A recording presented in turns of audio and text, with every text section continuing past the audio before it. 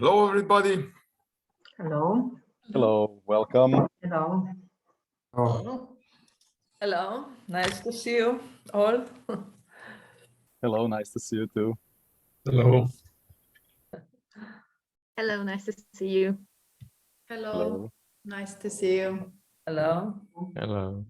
Hello, welcome. Hello. Hello. Hi, everybody. Nice to see you all. Hello. Hello.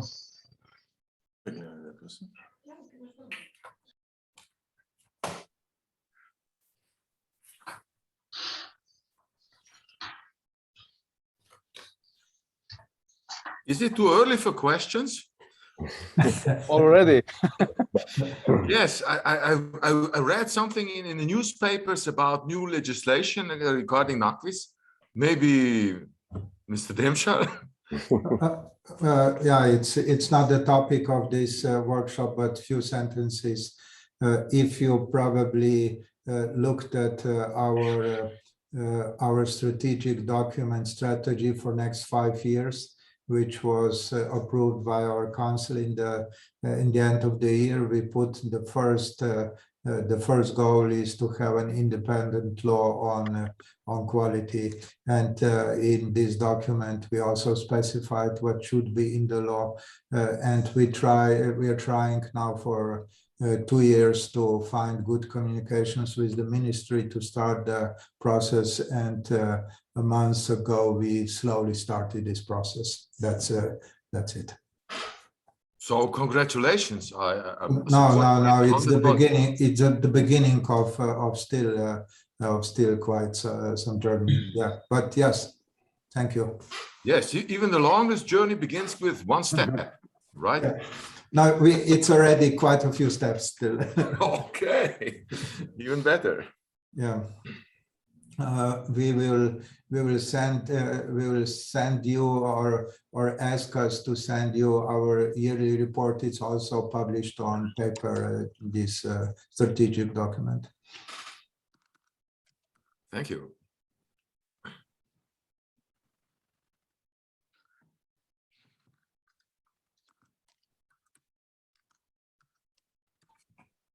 So if you agree, let's begin.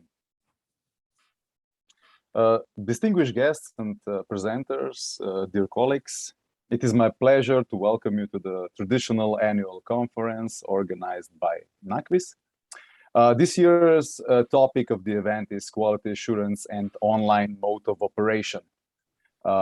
Before I give the floor to the director of the agency, Dr. Franci Demšar, allow me to give you a few basic instructions so that the event will run as smoothly and without complication as possible. So I kindly ask all participants to turn off the cameras and microphones in the first part of the event. You can write your comments and questions in the chat during the presentations. In the second part, which is dedicated to reflection discussion, you are cordially invited to participate live by raising your hand or by using the chat function if you prefer to write your questions. Keeping that in mind, I invite the director of NAKVIS to take the floor and to say some introductory words. Director, please, the floor is yours. Ladies and gentlemen, spoštovani udeleženci posveta, v čast mi je, da vas lahko pozdravim na tradicionalnem posvetu z mednarodno udeležbo, na katerih razpravljamo o tematikah, za katere menimo, da so pomembne za naš in evropski visokošolski prostor. Posvet je tretji po vrsti. Leta 2019 smo govorili o razmerju med minimalnimi standardi in odličnostjo, lani o Evropski zvezi univerz, letos o evalvacijah na daljavo. Na vsakem posvetu privabimo ugledne goste iz tujine, od bivšega rektorja Cambridgea na prvem posvetu, vodje konzorcija EUNIC lani, do direktorja evalvacij znotraj Enka Gorana Đakovića letos, poleg ostalih pomembnih govorcev seveda. Posebej se zahvaljujem podpredsedniku Senka, svojemu prijatelju Olganu Čičku za moderiranje na tem drugem delu posveta. Prispevki s posvetov so objavljeni v 3 letnih publikacijah, ki smo jih tudi letos poslali udeležencem konference pred njenim začetkom. Tisti, ki jih niste dobili, nam prosim sporočite. Publikacije vsebujejo tudi letno poročilo, osnovne informacije o delovanju NAKVIS-a in tematsko predstavitev. Letos je to strategija NAKVIS, ki je bila lani sprejeta za 5-letno obdobje. Del publikacije in tudi predstavitev na našem posvetu so smernice za evalvacijo na daljavo, ki jih je sprejela SENKA, Združenje akreditacijskih agencij Srednje in Vzhodne Evrope s 40 člani. Združenje, ki ga vodim drugo leto, se je lotilo še nekaterih drugih zanimivih projektov. Ladies and gentlemen, dear participants, it's my honor to welcome you at our yearly conference with international participation that will discuss an important topic of online evaluation. Please. Thank you, Director. We continue with the first presentation where my colleague, Natasha Kramer, will present the SENKWA guidelines for online evaluations. Natasha, the floor is yours. Thank you, Clement. Okay.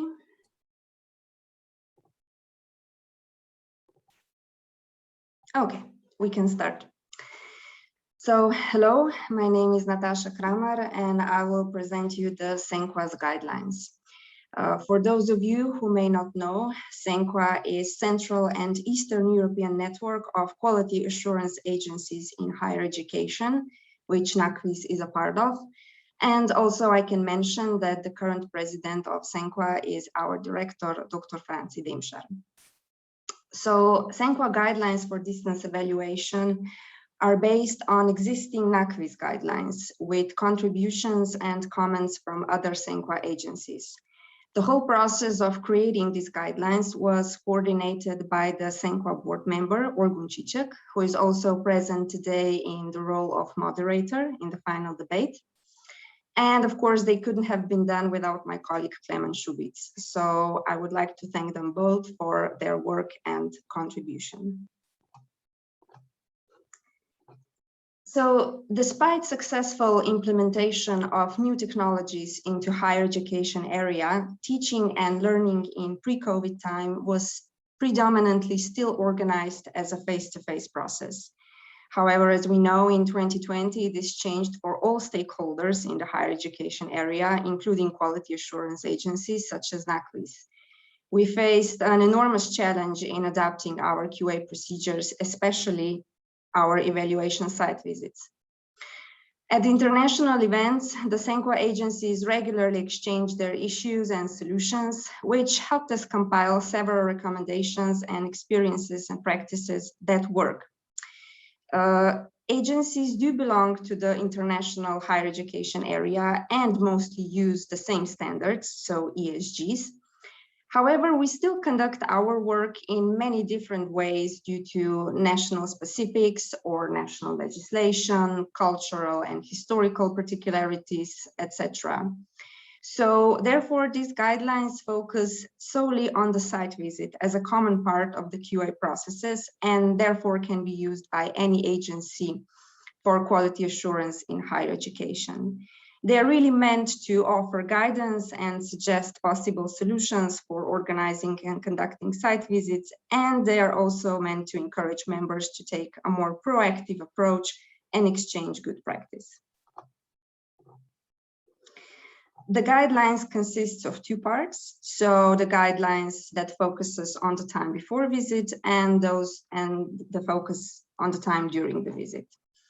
The first part advises on preparation, IT solutions, and clear definition of the roles and distribution of work between different stakeholders involved in the evaluation procedures, such as higher education institution coordinator, group of experts, agencies, employees, and of course, interviewees.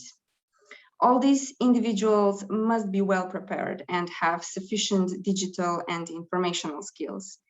It is also important to test potential additional features like interpretation, pools, or breakout rooms, and have an alternative tool ready and tested if any technical difficulties happen.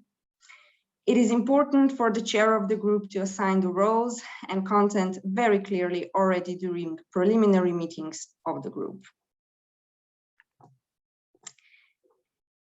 In the second part, we really put strong focus on the importance of appropriate communication between stakeholders and adequate etiquette in the online environment. We recommend using additional channels, methods such as mobile apps for quick and efficient coordination between coordinators and agency employees, and also they prove to be really useful within the group of experts.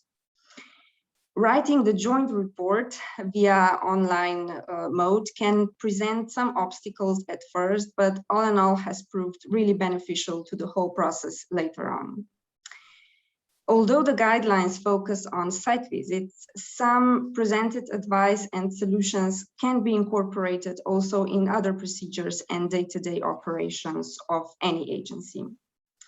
We also really emphasize the importance of longer breaks between sessions to allow the experts some additional rest, as well to guarantee a sufficient amount of time to exchange the information that was gathered, make assessment, prepare possible follow-up questions, and also to provide conclusions.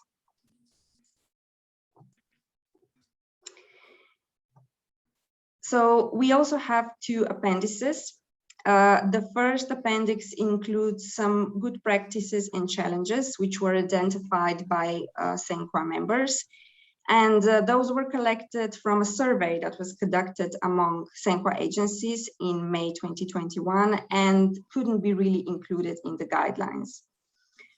Those good practices focus on evaluation of material conditions, confidentiality of online meetings, possible interim day, hybrid model of assessment, and training of experts.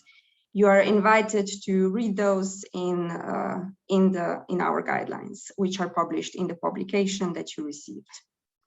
The second appendix presents an example of a schedule, which of course can be totally modified to serve the specific of a certain procedure. So when we finished with our guidelines, of course, the next logical question was, what next? So what have we learned during the COVID times? What is worth keeping and upgrading? What needs to be redesigned? Which novelties will we keep? Where will we return to pre-COVID-19 practices?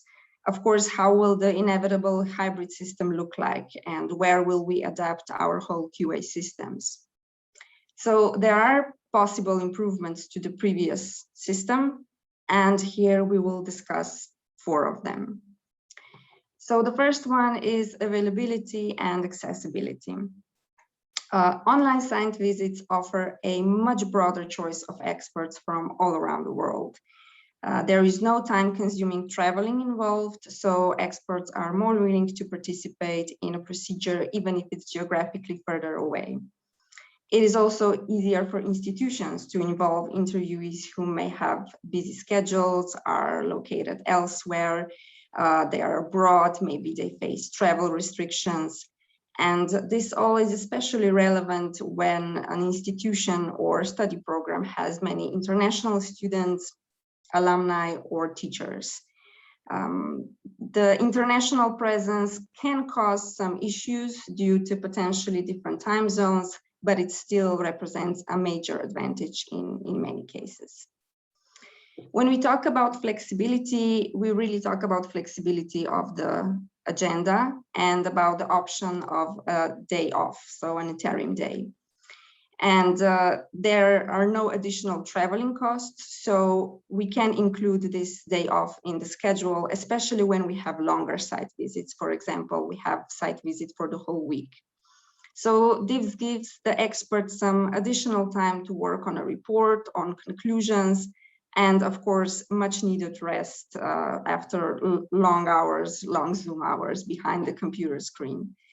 It is also beneficial to institutions because they have more time to prepare additional materials or explanations, and of course, they can focus more on their daily tasks. And it's also useful because if the group decides that there are some material conditions that cannot be fully presented online, The local part of the panel can use this day off to review the material conditions and practical training in person, so they can go on an on-site visit. Cost reduction and easier logistics. So I already mentioned different national legislation, and this of course means that different agencies have different price policies for their work and also for higher education institutions. Nevertheless, online site visits substantially decrease costs, which benefit both the institutions and agencies. Also, logistic organization proves much easier in a virtual environment. It certainly has its challenges, especially when we all have been still very new to this mode, but generally much less time is spent for everyone included. And of course, we have to talk about sustainable future. We inevitably face global climate change and its consequences. And shifting our work online, which results, of course, in much less traveling, represents a small but still important contribution to achieving environmentally sustainable work habits and, of course, reducing our carbon footprint. With the new format of site visits come new issues. One of the most important challenges is to ensure the necessary credibility. Various ethical dilemmas are present here. For example, the attendance of participant superiors behind the camera, which may cause self-censorship during interviews. We have to talk also about recording the sessions. Of course, non-consensual recording was possible with voice recorders before, but now it's even easier in virtual environments, and the possibility of this can create additional pressure on participants. It is also true that spontaneous on-site interviews with random respondents are not possible. So on one side, this makes it much more difficult to reveal any potential hidden challenges. But on the other side, we also cannot really build the whole atmosphere at a higher education institution. Such negative issues are really rare during the site visits, but they still present potential threats and therefore must be treated seriously. We believe that the best way to avoid such issues is to build strong mutual trust between institutions and agencies. So this will enable a respectful exchange of information and, of course, fair assessment. We definitely think that achieving better credibility at the expense of loss of trust is not the right way forward. So in a way, we would like for these guidelines to serve as a starting point for a closer and more trustworthy cooperation between stakeholders. We hope that through time we will gather much more good practices and that those will help us create the most suitable hybrid model, one that will also incorporate the sustainable activities and goals, accessibility and flexibility, and that will also help us to reduce costs and ease the bureaucratic burden for higher education institutions. Thank you for listening. Thank you, Natasha. So our next speaker is Dr. Peter Beroshek, a renowned expert in the field of international relations and also a member of the agency's council. Dr. Beroshek, the floor is yours. So thank you very much to my colleagues at NAKVIS, to the director, and to all of you who came today to this online consultation. I want to speak to you a little bit today about the functioning of the agency council on which I sit and the way it changed over the course of the pandemic. And I'll also, towards the end of my talk, look forward a bit to reflect in some ways similar to my colleague Ms. Kramar on exactly how we can deploy some of the lessons we were kind of forced to learn over the course of the pandemic to our future functioning. So a little bit of looking forward as well.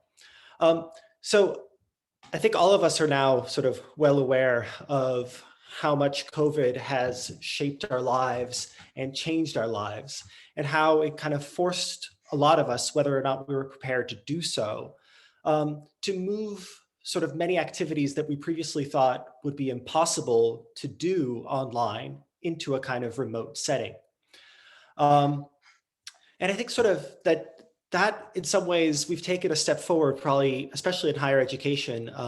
We've made changes that normally would have taken probably a decade or longer, and we were forced to do them within a couple of weeks, in some cases over the weekend, as was the case at the University of Sheffield, where I teach, where we were told on Friday that we would start teaching online on Monday. So I think just as sort of we've been dealing with those issues in kind of the broader economy and in our daily lives, as well as in sort of our teaching in higher education, this has also greatly affected sort of the way NAKVIS has functioned. As we just heard, the SENQA guidelines, and as sort of some of my colleagues later will also reflect on, a lot of the evaluations that NAKVIS and other quality assurance agencies of its kind do used to always take place in person. Now, sort of those visits were forced to take place online, which raised all sorts of issues. As I mentioned, I'm a member of the agency council, and our task is to make decisions based on the written reports that we receive from our teams of experts. I'll therefore leave it to my colleagues who work as experts or who liaise directly with experts during report writing to sort of talk about those processes and what moving online meant for them. I want to focus today instead on how our work as the agency's highest decision-making body was affected by the pandemic. Much like the agency's other bodies, we were used to functioning in person before March 2020. Now, my position on the agency council is somewhat different than most of the other members, given that I work abroad. I do not work in Slovenia. I work at the University of Sheffield, and I was actually nominated and appointed to the council precisely as an external expert, or as an expert who does not work in Slovenia. As a result of that, even before the pandemic, I was forced by my other obligations and the difficulties of travel to participate in many of the council sessions virtually, even before March of 2020. This does not, however, mean that sort of my experience of our work was unaffected. So I want to talk a little bit about sort of the differences that came about for me as someone who was often attending virtually as a result of the pandemic. So I think before the whole council was forced to move online, I would often be the only member who was attending sessions remotely. As a result, there were often had to be special accommodations, often had to be made just for me. And sort of, as an example of this, oftentimes the employees of the agency would set up a camera and microphone separately for me so that I could sort of see what was happening and hear the deliberations and participate in them with my other colleagues who were on the agency council.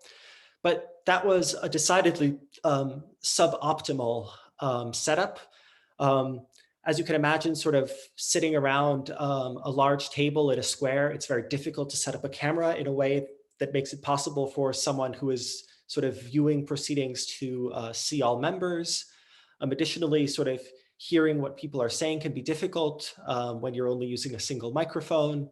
And so while I was able to still sort of participate in discussions and record my votes and hear what my colleagues were saying, before the onset of the pandemic, participating remotely was quite difficult. And as I said, in many ways, decidedly suboptimal and awkward at best. Just for instance, even if I wanted to kind of speak up or kind of, raise my hand digitally in that pre-COVID environment, I would have to sort of type to the employee of the agency who was monitoring my Skype connection, who would then sort of stop the discussion so that I could then chime in, right? So it's just a very difficult and cumbersome process. All of this, I think, really started to change when the whole council was forced to move online, starting with its 149th session on the 19th of March, 2020. suddenly, instead of having to make special accommodations for me as the sole member attending remotely, all of us were attending remotely, right? Including most of the employees of the agency itself. Fortunately, I think we were able to adapt to those circumstances pretty quickly by sort of using Zoom to kind of try to be able to meet despite the fact that we were not able to be together in person. In many ways, right, at least for me, while my colleagues who were used to attending in person might have found this transition somewhat jarring and difficult, I actually found it quite pleasant because it made kind of my virtual experience much better. It was much easier to see my colleagues when each one had their own camera. It was much easier to hear them when each one had their own microphone in their computer or in their headphones. And in many ways, I think sort of that kind of virtual environment was just easier for me as someone who is used to attending virtually. I think that virtual meetings have other advantages as well. And some of this builds on, I think, what my colleague was Kramer said before as well. Right. So in addition to the fact that members no longer have to commute to attend sessions in person, such a format also really facilitated the process of recusal for members of the council whose home institutions were under evaluation or who had certain conflicts of interest when we were evaluating certain applications. So for instance, before the pandemic, when we were meeting in person, this process of recusal required the members in question to leave the room while the discussion proceeded before being invited back in once sort of our discussion had completed and we had the relevant course of action had been taken. While fairly straightforward, this was quite time consuming as sort of people would be getting up, heading out, maybe getting a coffee in the lobby while they waited to come back in.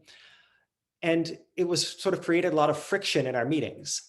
By contrast, on Zoom, one of the agency employees who was acting as host of our virtual meeting, was able to simply recuse people by sort of blocking them from the meeting for the period of time when their institution was under discussion. And I think in this sense, that really sped up and smoothed out a lot of the work of the council. So those are a couple examples of just some of the advantages.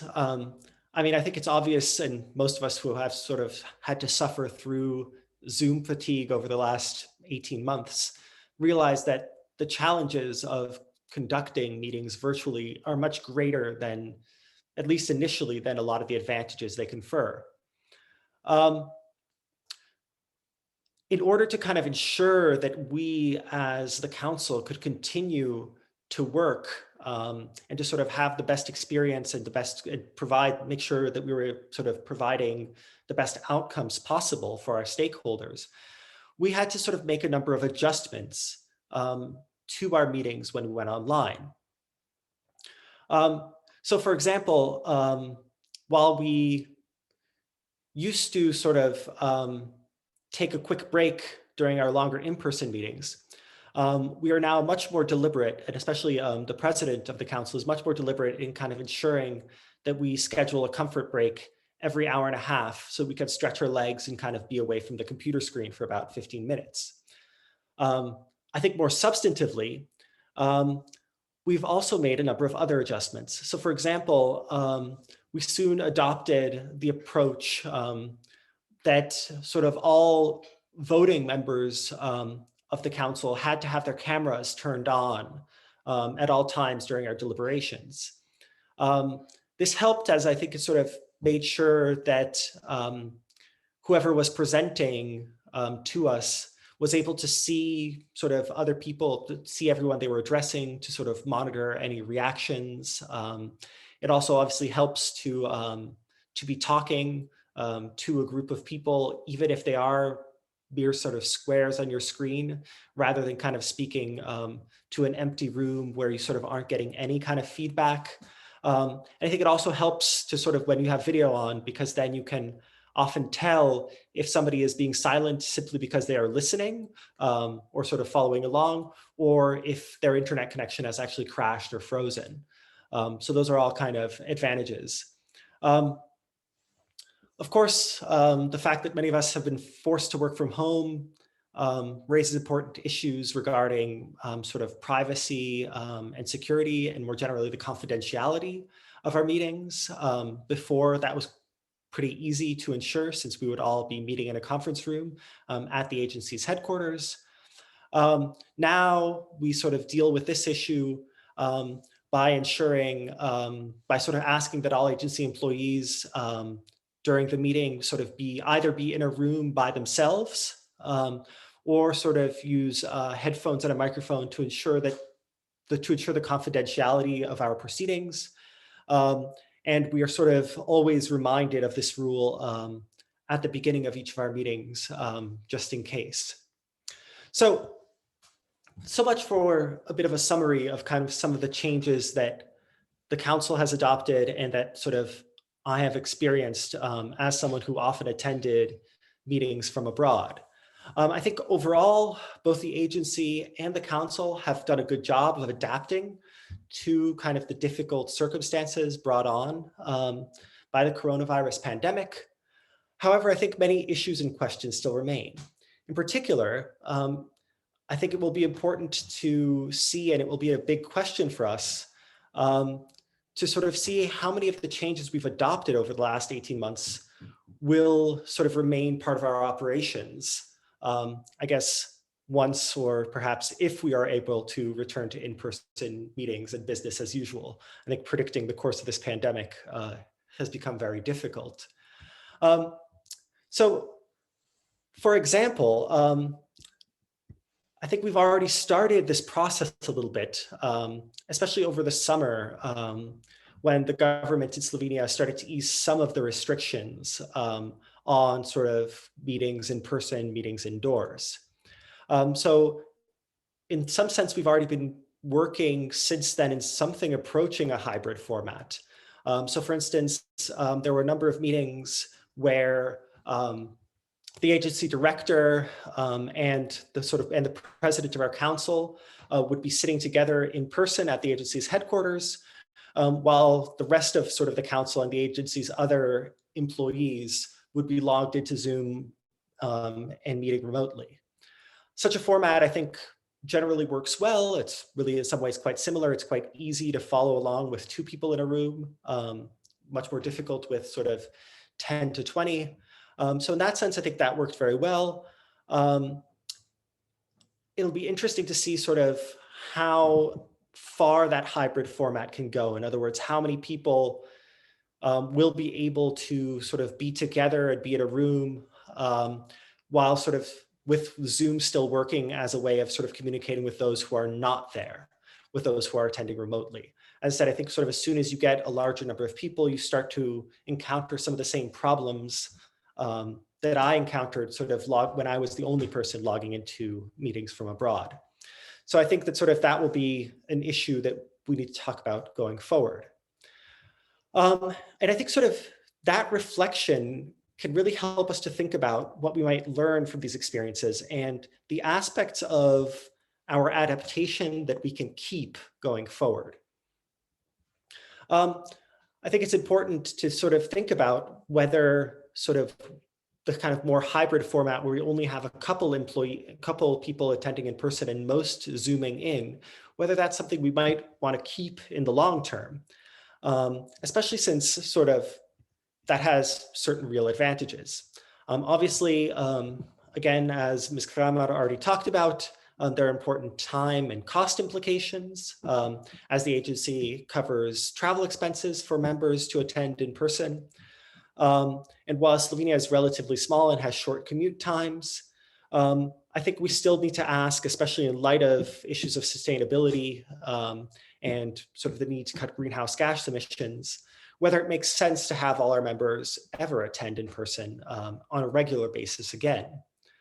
While there are clear advantages to sort of in-person meetings, particularly in terms of sort of the culture of the council and sort of for especially new counselors to get to know kind of the ethos of the agency and of the council itself, I think that it is possible to maintain or to develop that kind of rapport with sort of irregular meetings in person. So in other words, I don't think we ever really have to go back to having all of our meetings primarily in person again. So in that sense, I think there's sort of an ongoing conversation that will have to take place at the agency as we sort of get out of the pandemic about sort of our procedures and sort of what we can keep. And I think in particular, one of the things worth keeping is kind of the idea that we ought to be conducting most of our sessions remotely, even when this is no longer strictly necessary due to health regulations. However, I think the way to proceed here, or one way we might want to consider proceeding, is doing, I think, what a lot of kind of other companies in kind of the public sector and in the private sector have started doing, which is conducting most meetings remotely, but then having kind of certain meetings, a certain number of meetings a year in person, whether that's 3 or 4, and having those meetings in some sense combine some kind of team building or culture building, where you can get some of the advantages of face-to-face meetings without sort of having to meet face-to-face all the time. I think those kind of special in-person meetings would also be really good forums to kind of address, to not only conduct sort of our regular business, but to address important issues that are facing the agency and the council, our own procedures, et cetera, and that sort of require maybe more reflection and deliberation on the parts of the members, rather than sort of just the regular kind of decision-making that we make, that we're used to making based on written reports of our experts. So regardless of sort of the way things actually end up going, I'm confident that sort of given how quickly we were able to pivot at the start of the pandemic, that we will be able to sort of deal with whatever challenges await us, and that we'll be able to kind of continue to take advantage of the development that we've been forced to make in terms of online meetings over the last 1.5 years. So with that, I'd like to thank you all for your attention, and I will turn things back to my colleague, Clement. Thank you very much for your very interesting presentation. We continue with an interesting and very informative presentation of a dear colleague and expert of the agency, Dr. Nate Sharabon, who will present his experience of implementing institutional re-accreditation remotely.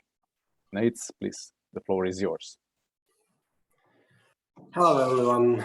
Also from my side, Clement, is my full screen visible? Yes. Okay, good. So as said and announced, I'd like to share some work experience of implementing institutional re-accreditation remotely based on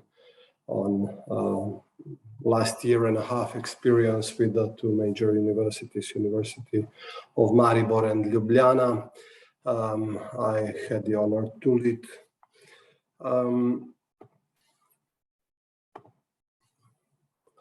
Let me comment on these graphics with the content that I would like to touch through this presentation that comes from my field of research interest, which we call motor control.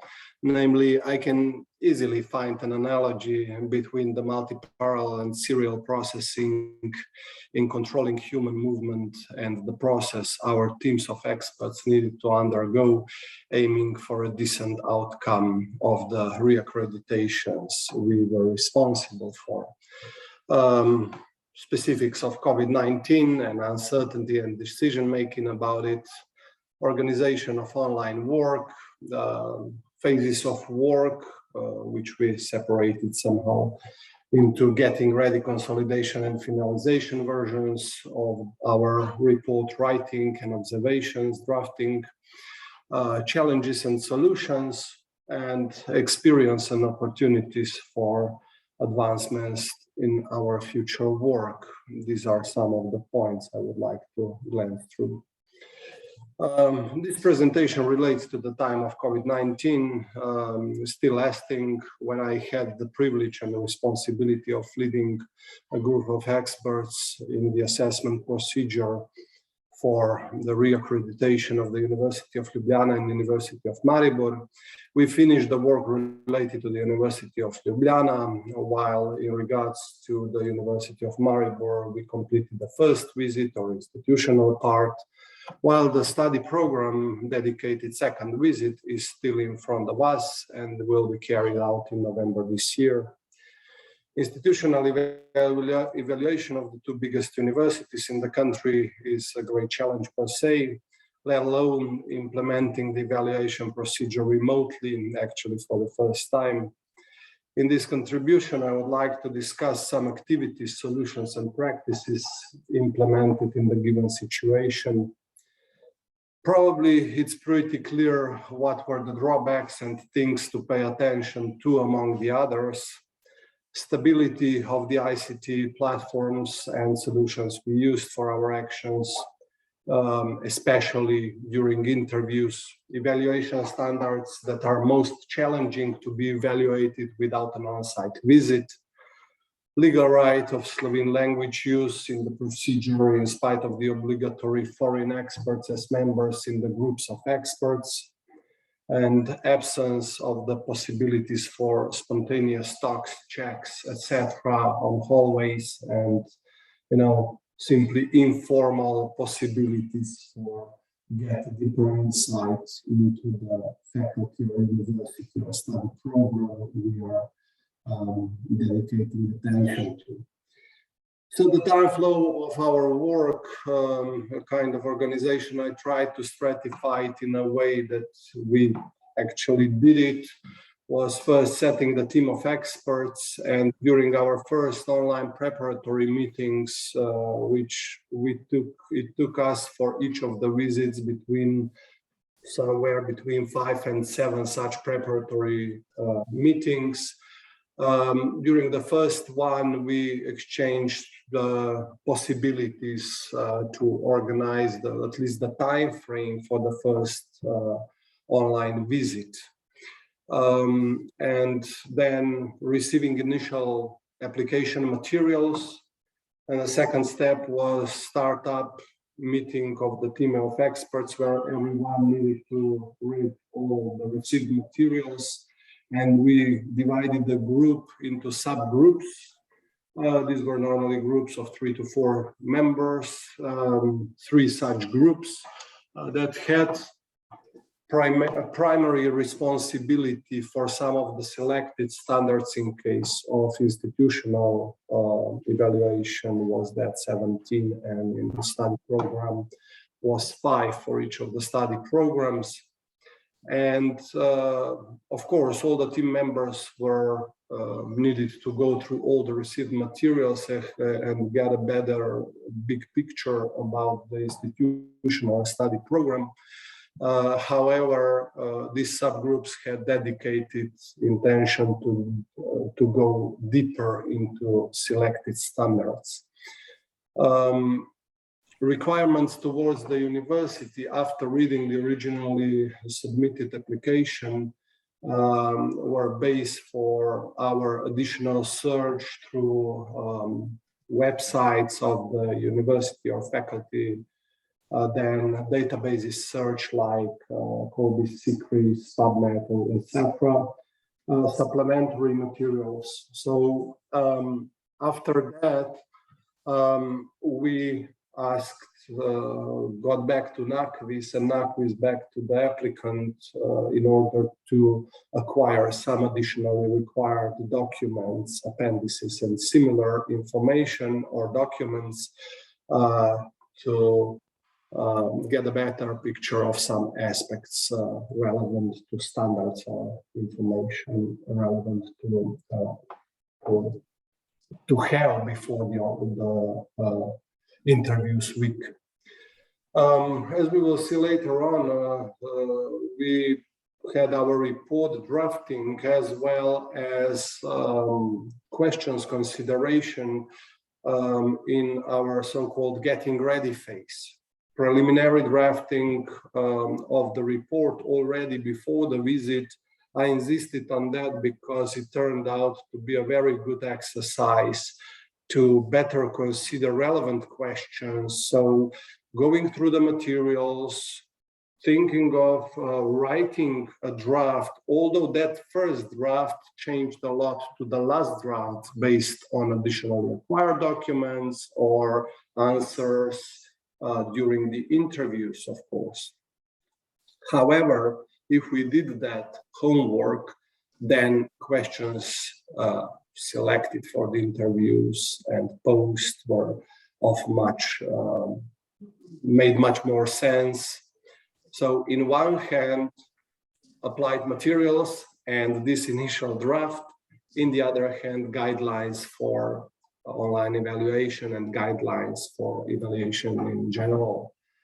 I can't stress enough how important it is to have always on the site those guidelines in order to avoid irrelevant questions and to avoid being at the end of the day when final report writing comes left without some maybe very relevant information we forgot to ask. So this preparatory phase, in my opinion, is of crucial value for the success of the interviews week as well as for the final report writing.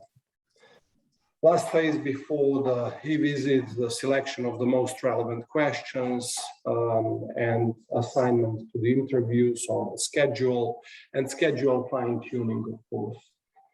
E-visit on place during that week of interviews, asking the questions, taking good notes. Otherwise, you know, it's just a chat if we don't take good notes that could help us modify the report draft written based on all the documentation and preliminary report compiling. So this was a kind of a second stage of the report, so-called consolidation version of the report.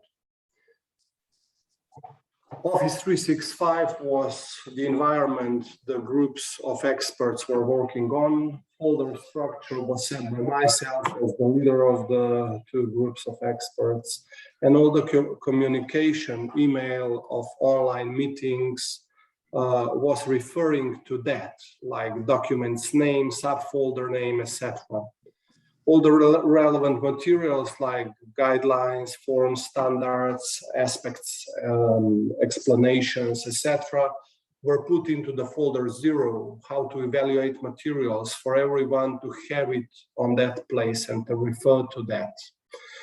Schedules of the meetings, their drafts, suggestions for modifications, and final versions of the interview schedules were in folder 1, where also legislation-related key documents were supposed to be. The original application by the applicant university was in a separate folder number 2, while we dedicated separate folders for the information materials we acquired from the internet and those that we required and received as additional documents and information from the university. Majority of our work described in the previous part was organized and done in the subfolder 5. Our working materials, most importantly in that folder, were also files, contact information, and distribution of work among group members. I find these two files and folders very valuable to reduce misunderstanding and entropy among the group. While preparing for this presentation, I checked my mail history and found out that in case of University of Ljubljana, I had over 200 mails related to the work process. This is another reason for keeping things transparent and on one reference place for everyone to refer to and for ease of communication. Very important during the work online is really the work online. So in the OneDrive environment on online documents and not on the versions synchronized on your computer, since that can easily result in duplicated versions of the same document. Comments or track changes get lost and confused and things like that. So we needed to stress that now and again, because at the beginning, people were not taking it seriously, and then there was a lot of work to be done to get things in order. But thankfully, this happened only once at the beginning, and then we were stressing it all the time to really use the web-based version of the document. WhatsApp group for group communication and one-on-one phone communications, especially during the week of the interviews, was very helpful to get together very quickly and exchange some impressions or agree upon how to keep on going during the next time slot. And we used the Zoom environment predominantly for group meetings. I can't stress enough the importance of the teamwork. I believe only teamwork works. And I had the privilege to really have reliable team members working in these 4 teams. We had one experience that was not really pleasant for the institutional part of the University of Ljubljana. We were left without one foreign expert and running into a bit of challenge for reorganizing that first visit. So, but we did everything needed to make things work. But reliable team members are of crucial importance, of course, who will respect the accepted plan and respect the important deadlines. As you know, I mean, if there is a team of 10 people and someone does not do, or a couple of people do not do their homework, then the whole working process gets stopped or, brought back. Weakling in the team endangers quality of the final report. I mean, in any of the phases, therefore, motivation among one and the other, especially when we are not in the same room, but we are, in a specific communication. Also, maybe I took a bit more time when writing mails to the group to stress the important things and maybe spend a couple of words on motivational aspect and reminders aspect. Open communication is, of course, important to solve potential problems as they go. Taking good notes during the interviews is really, really important. Parallel immediate check by colleagues. The one asking the question, the person defined in advance, or even the others. So we organized Excel spreadsheet with some predefined main questions, and we follow that rule by the person who predominantly would be targeted with that question, then person from the team responsible for placing that question, and the one of the colleagues responsible for taking good notes of the answers and information we received during those answers. Having lousy notes make you run into huge troubles when it comes to the final report writing. Linking the questions and notes to standards, as you can see in those columns from D to T. Make it useful for Excel filtering and getting all the standard axis relevant notes on one place quickly. It should be emphasized that the questions prepared in advance serve as our basic framework, which we consider deeply during studying the received paper materials, documents, and other sources. Yet the interviewers could still decide on the spot to pose a different question based on where the discussion was going and considering the information already obtained or some additional aspects and questions open as we go. This form of organization of our work, questions, answers, and notes has proven to be crucial, as the specifics of working remotely could have led to considerable time losses, while the information contained in the responses could have easily been lost or forgotten. So again, working online, all the group members could have seen how the notes have been taken and add upon that their observations, and this way we really ended up with good notes that enriched and were of paramount importance for the final report writing later on. Yeah, during the interviews, optimum use of the available time and managing the conversation by steering it in the right direction during evaluation interviews poses a special challenge. With the goal of eliciting the responses and information that the group of experts aims for and wants to clarify. At the start of each interview, I spend 1 to 2 minutes to explain how it's gonna go, to in advance apologize and ask for understanding if we will be jumping into their talk or answers for the sake of saving time and for asking them to really go into the point and be as concise as possible with their answers. And just getting interrupted should be accepted as something normal for the sake of time and for the sake of acquiring the relevant information. During this short introduction, the interviewees were also asked to use English language if possible, while being informed of their legal right to use Slovenian language as well.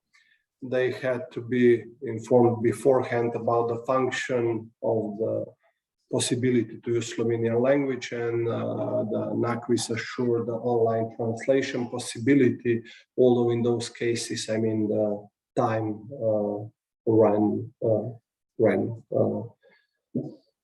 quickly, and it was definitely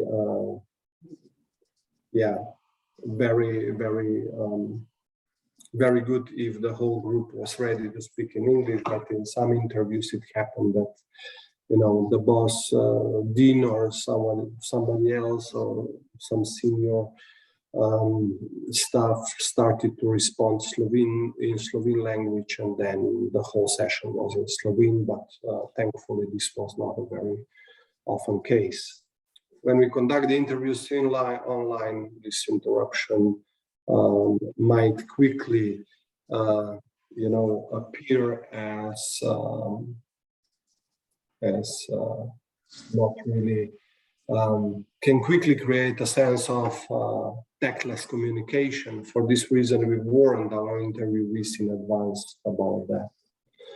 On average, we managed to go through about 5 to 10 more complex questions that we pre-prepared in a 45 to 50 minutes interview session.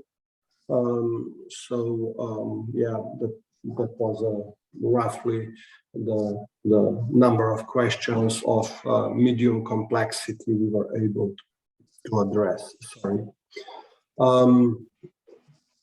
Application documents and the needs for translations. I mean, foreign experts not understanding Slovene language, and then non-unified way of what we can get and how quickly we can get from the university in a form that would be acceptable also for foreign language, made us run into time pressure sometimes. The online evaluation has had, among other things, the limitation effect on the possibility of a reliable assessment of material conditions and more informal conversations with students. The material conditions, especially when it comes, for example, premises equipment, rooms, lab equipment, and also adjustments of the facility to the needs of the students with special needs. This would be one aspect that that is more difficult to address online.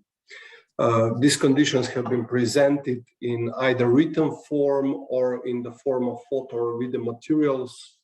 The presentations received have often not optimally served their purpose and have not given as good insight as we wished. For this reason, in case of the future remote evaluations, it would be sensible to set the rules, standards, obligatory elements, and an exact way that one needs for such presentations in order for the team of experts to get the right impression about the material conditions. After the end of the interviews, receiving university responses to our preliminary report given at the last day of the online visit, taking into account those report writing for the final report writing, any additional clarifications needed, maybe sometimes through NAKVIS again towards a university for any additional supplementary materials if we asked for those. Then final report writing, of course, embedding information from the interviews, inclusion of additional received documentation, decisions about inconsistencies or suggestions for improvements, and then feedback from NAKVIS for our really final polishing of the report. Especially the week, something that we needed to rehearse again and again was qualitative analysis at the end of each standard or standard subpoint. This is still something I believe in general experts need to exercise and get better in, and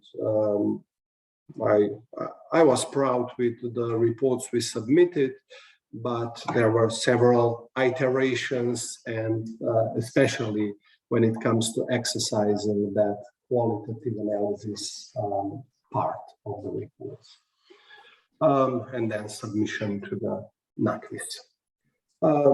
To close with, I would like to share some general observations and remarks that are not specific to the online evaluation, but may be helpful for improvement and for the quality of our work together in the future.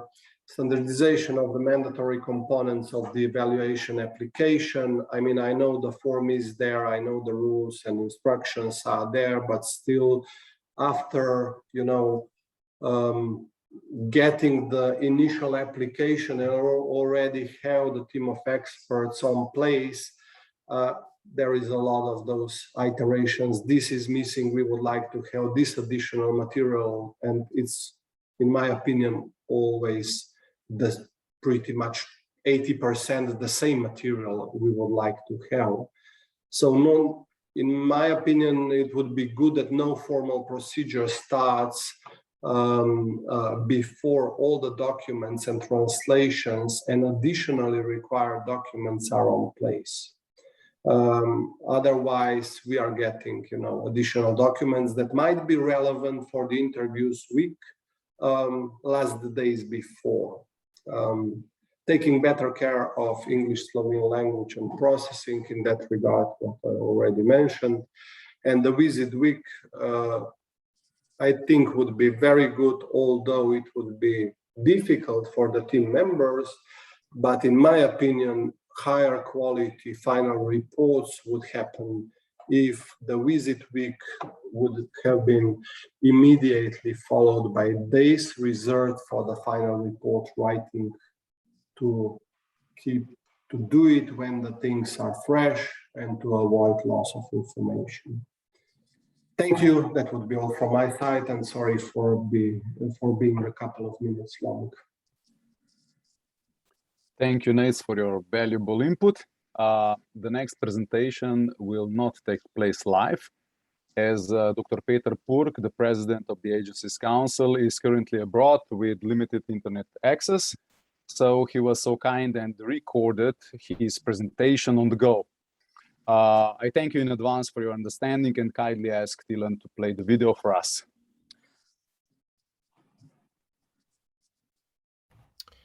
Hello, everyone. My name is Peter Beroshek, and I will present you a contribution titled New Role and Paradoxes of Quality in the National Program for Higher Education 2021-2030. Now, first of all, please excuse me for presenting this in video. It's due to a force majeure as I am traveling and the plans didn't work out as they should, so I couldn't assure a safe enough, stable enough internet connection to present live on Zoom. However, I will do my best to be with you on the panel, at least on voice connection. So first of all, the 15 minutes for my presentation, and then hopefully we will discuss it together. So I'm presenting all this in the role of a member of the group of experts that in a quite a complex process lasting for far over a year now drafted the new Slovenian National Program for Higher Education, which will remain valid then until 2030. At the time of writing, the document is in the final steps of approval at the highest levels. The Council for Higher Education has already treated it, as well as the trade unions, students and other stakeholders for 2 rounds already. At the time of the development of this, I was and still am the president of the SQAA, the NAKVIS Council, thus covering the field of quality assurance in the expert group, in addition to the fields of arts and humanities.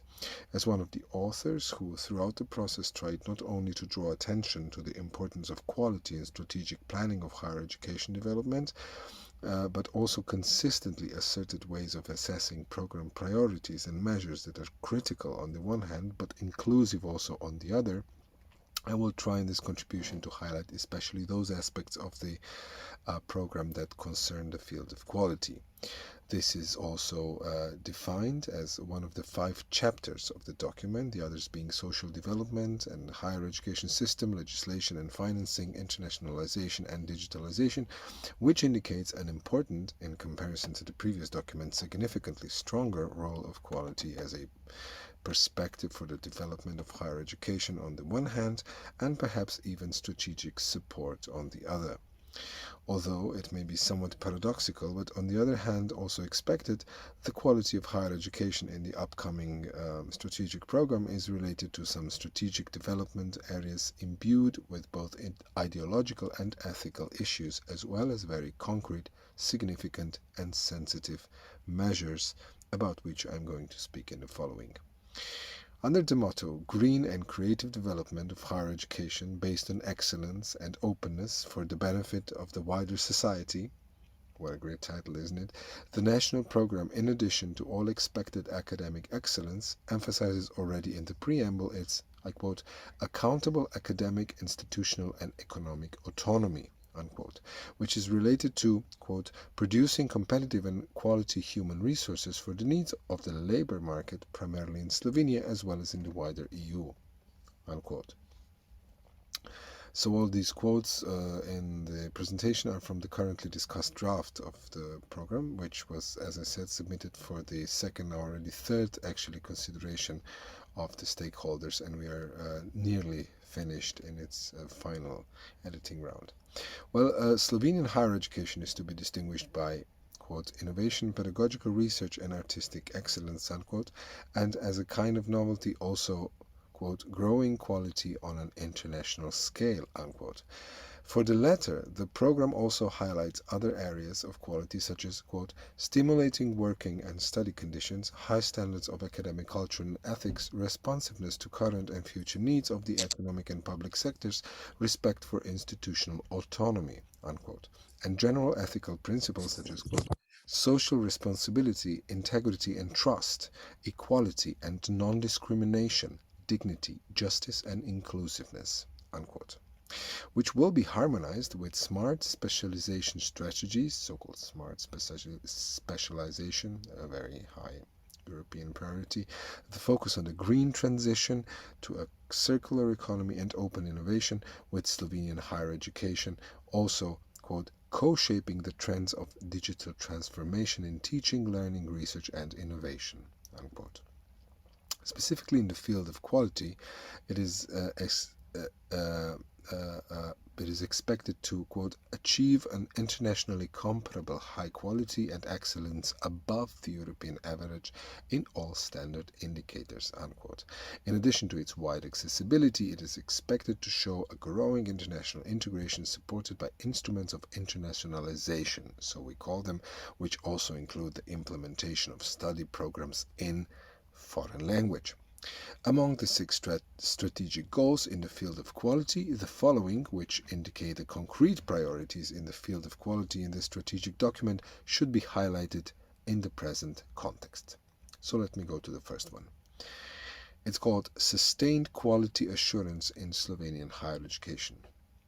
This should be based on the system of, quote, promoting continuous improvement and self-evaluation or evaluation in all areas of quality assurance in higher education, unquote. This goal, interestingly, envisages the concrete introduction of, I quote, appropriate models and principles, the articulation of goals, measures, follow-up, and above all, continuous improvement through a combination of internal and external assessment of critical reflection, both at the program level and at the level of higher education institutions, unquote. This goal also unequivocally states that, quote, quality in higher education is checked by the National Independent Agency for Quality Assurance in Higher Education, SQAA, so NAKVIS, unquote. Student-centered teaching based on professional research or artistic work is another such priority, which envisages the establishment of a student-centered, I quote, appropriately updated method of teaching based on professional research or artistic work, unquote. Highlighted here is the effect of flexible adaptation of curricula to ensure the appropriate competencies and knowledge of graduates, which is to be supported by an appropriate, quote, combination of virtual and in-person presentation of learning content, unquote. I believe, of course, this virtual, this online dimension is at stake in our today's debate. The design of study programs for professions and challenges of the future, with a particular emphasis on, I quote, green transition to a circular economy, unquote, brings a unique paradox that will later, however, prove to make great sense.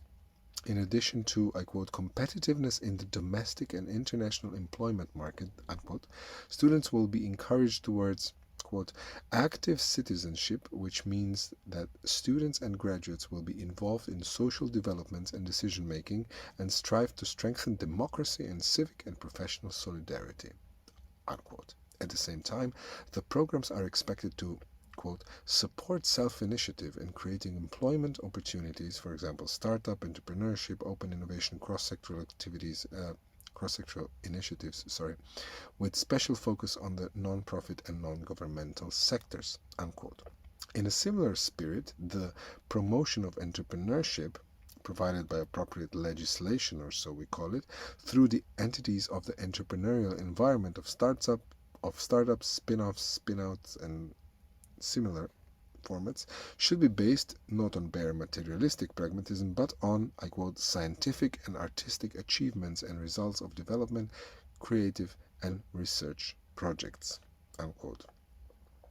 The establishment of a system of lifelong learning at the higher education level aims at, I quote, empowering wider circles of the active population with new findings of science, art and profession, and the, quote again, necessity of acquiring diverse but quality higher education knowledge and skills and creating a positive education-based orientation for the future.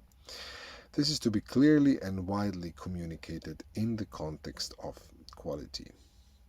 Measures to achieve strategic goals in the field of quality show even more concretely the continuation of the paradoxical tension between the social and economic roles of higher education and its autonomy and commitment to academic ethics. Highlighted here are just a few of the 11 in total. So these are the measures to achieve the goals, where I'm trying to read out the most key paradoxes that are at stake. And as you can see, as someone coming from arts and humanities, I have a certain hang to paradoxes. The promotion of cooperation with the wider environment and the creation of joint study programs in the European area should be based on, so we say, quote, mechanisms to promote international transnational cooperation, development of third cycle study programs, and cooperation with the economy and wider society, which means integration of higher education into the environment, unquote. This directly relates to one of the key areas of quality assessment of programs as well as institutions, in particular the, I quote, topics of solidarity, quality of work, social security, social cohesion, inclusion of vulnerable and marginalized groups, and non-discrimination, etc., unquote. These are to be just as well asserted in this process, where you wouldn't necessarily have expected them, wouldn't you? The expansion of SQAA, so NAKVIS's activities, refers to the agency's advisory role, which is supposed to, I quote, help higher education institutions to continuously improve their quality on the basis of a combination of external evaluations and self-evaluation, unquote. This envisages, I quote from a different point, preparation of guides or guidelines, analysis and comparative data on the Slovenian higher education system, unquote. As the SQAA, or NAKVIS, has successfully established itself in recent years with self-initiated activities in this field, it should from now on also, I quote, oversee the appropriate evaluation and analysis of relevant international scales with complex and field-balanced indicators and the ranking of higher education institutions, as well as an objective public presentation of higher education institutions and programs from the point of view of quality, unquote. This is quite a champion or a pioneering service that we believe the NAKVIS's website has been offering for now over a year, by the way. Critical self-reflection of the higher education system is to be carried out at the, I quote, state level with the involvement of all key stakeholders in order to change higher education in accordance with the needs of society and with optimal exploitation of the new technologies and scientific findings, as well as intense cooperation with the cultural and creative sectors, unquote. The measure of creating modern and flexible educational programs in accordance with international development trends and the needs of the environment envisages, I quote, in-depth structured links with non-formal education and other aspects of lifelong learning, unquote. Another measure, interesting from the point of view of SQAA's or NAKVIS's activities and competences, is that of preparing a strategy for integrating lifelong learning in higher education area, focusing on the development of a system of accreditations and recognition of micro-credentials and a system of recognition and evaluation of previously acquired knowledge, unquote. A comprehensive package of measures is envisaged in the fields of human resources, from providing suitably qualified human resources for the needs of the economy and wider society. A comprehensive package of measures is envisaged in the field of human resources, from providing suitable qualified human resources for the needs of the economy and wider society, based on, I quote, faster and more efficient diversification of study programs and institutions by individual professional fields, with the aim of providing the most appropriate interdisciplinary trained human resources for the economic and non-economic sectors, unquote, to a more flexible definition of workload. The latter measure envisages, I quote, systemic solutions for the permanent education of higher education teachers and faculty assistants that will also include a more flexible and appropriately balanced definition of workload. At the same time, appropriate reconciliation of work and family life, actions against burnout, introduction of green solutions, for example, work from home, etc., will be ensured. So it says, the new program strategy proposal. And this shows the paradoxical tension, I believe, similar to those described above, between the demand for effective, if not downright servile, utilitarianism of higher education on the one hand, and care for the well-being of all stakeholders, especially employees and students, on the other. The update of the minimum standards for the appointment to the title through the implementation of pedagogical and professional performance should be based on both qualitative and quantitative indicators of pedagogical performance. Pedagogical performance, right? We're speaking of so-called habilitation here. The latter are supposed to, I quote, have a comparable weight in the procedures of appointment to the title and promotions in terms of indicators of scientific or artistic excellence.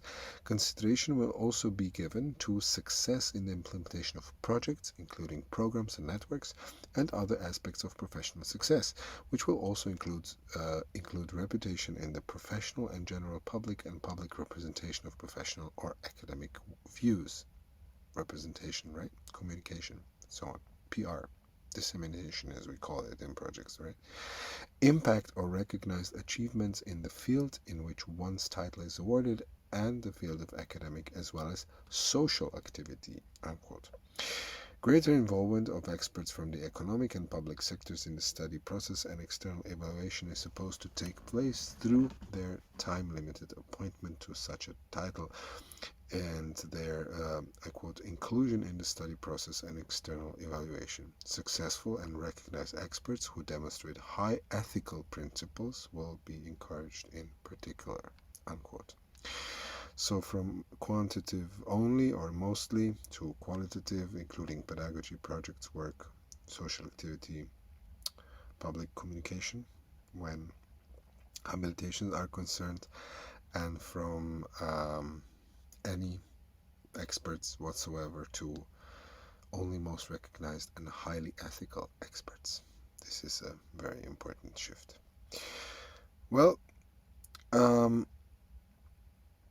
given the limited scope, the present summary of most goals and measures of the National Program for Higher Education in the field of quality confirms that quality in Slovenia is undoubtedly established as a fundamental concept and important tool as one of the key areas of higher education development.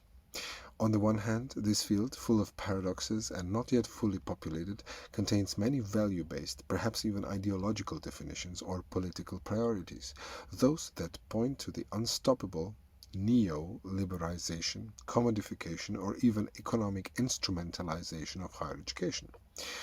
On the other hand, it is through quality that bold ethical orientations and priorities enter the strategic planning at the national level.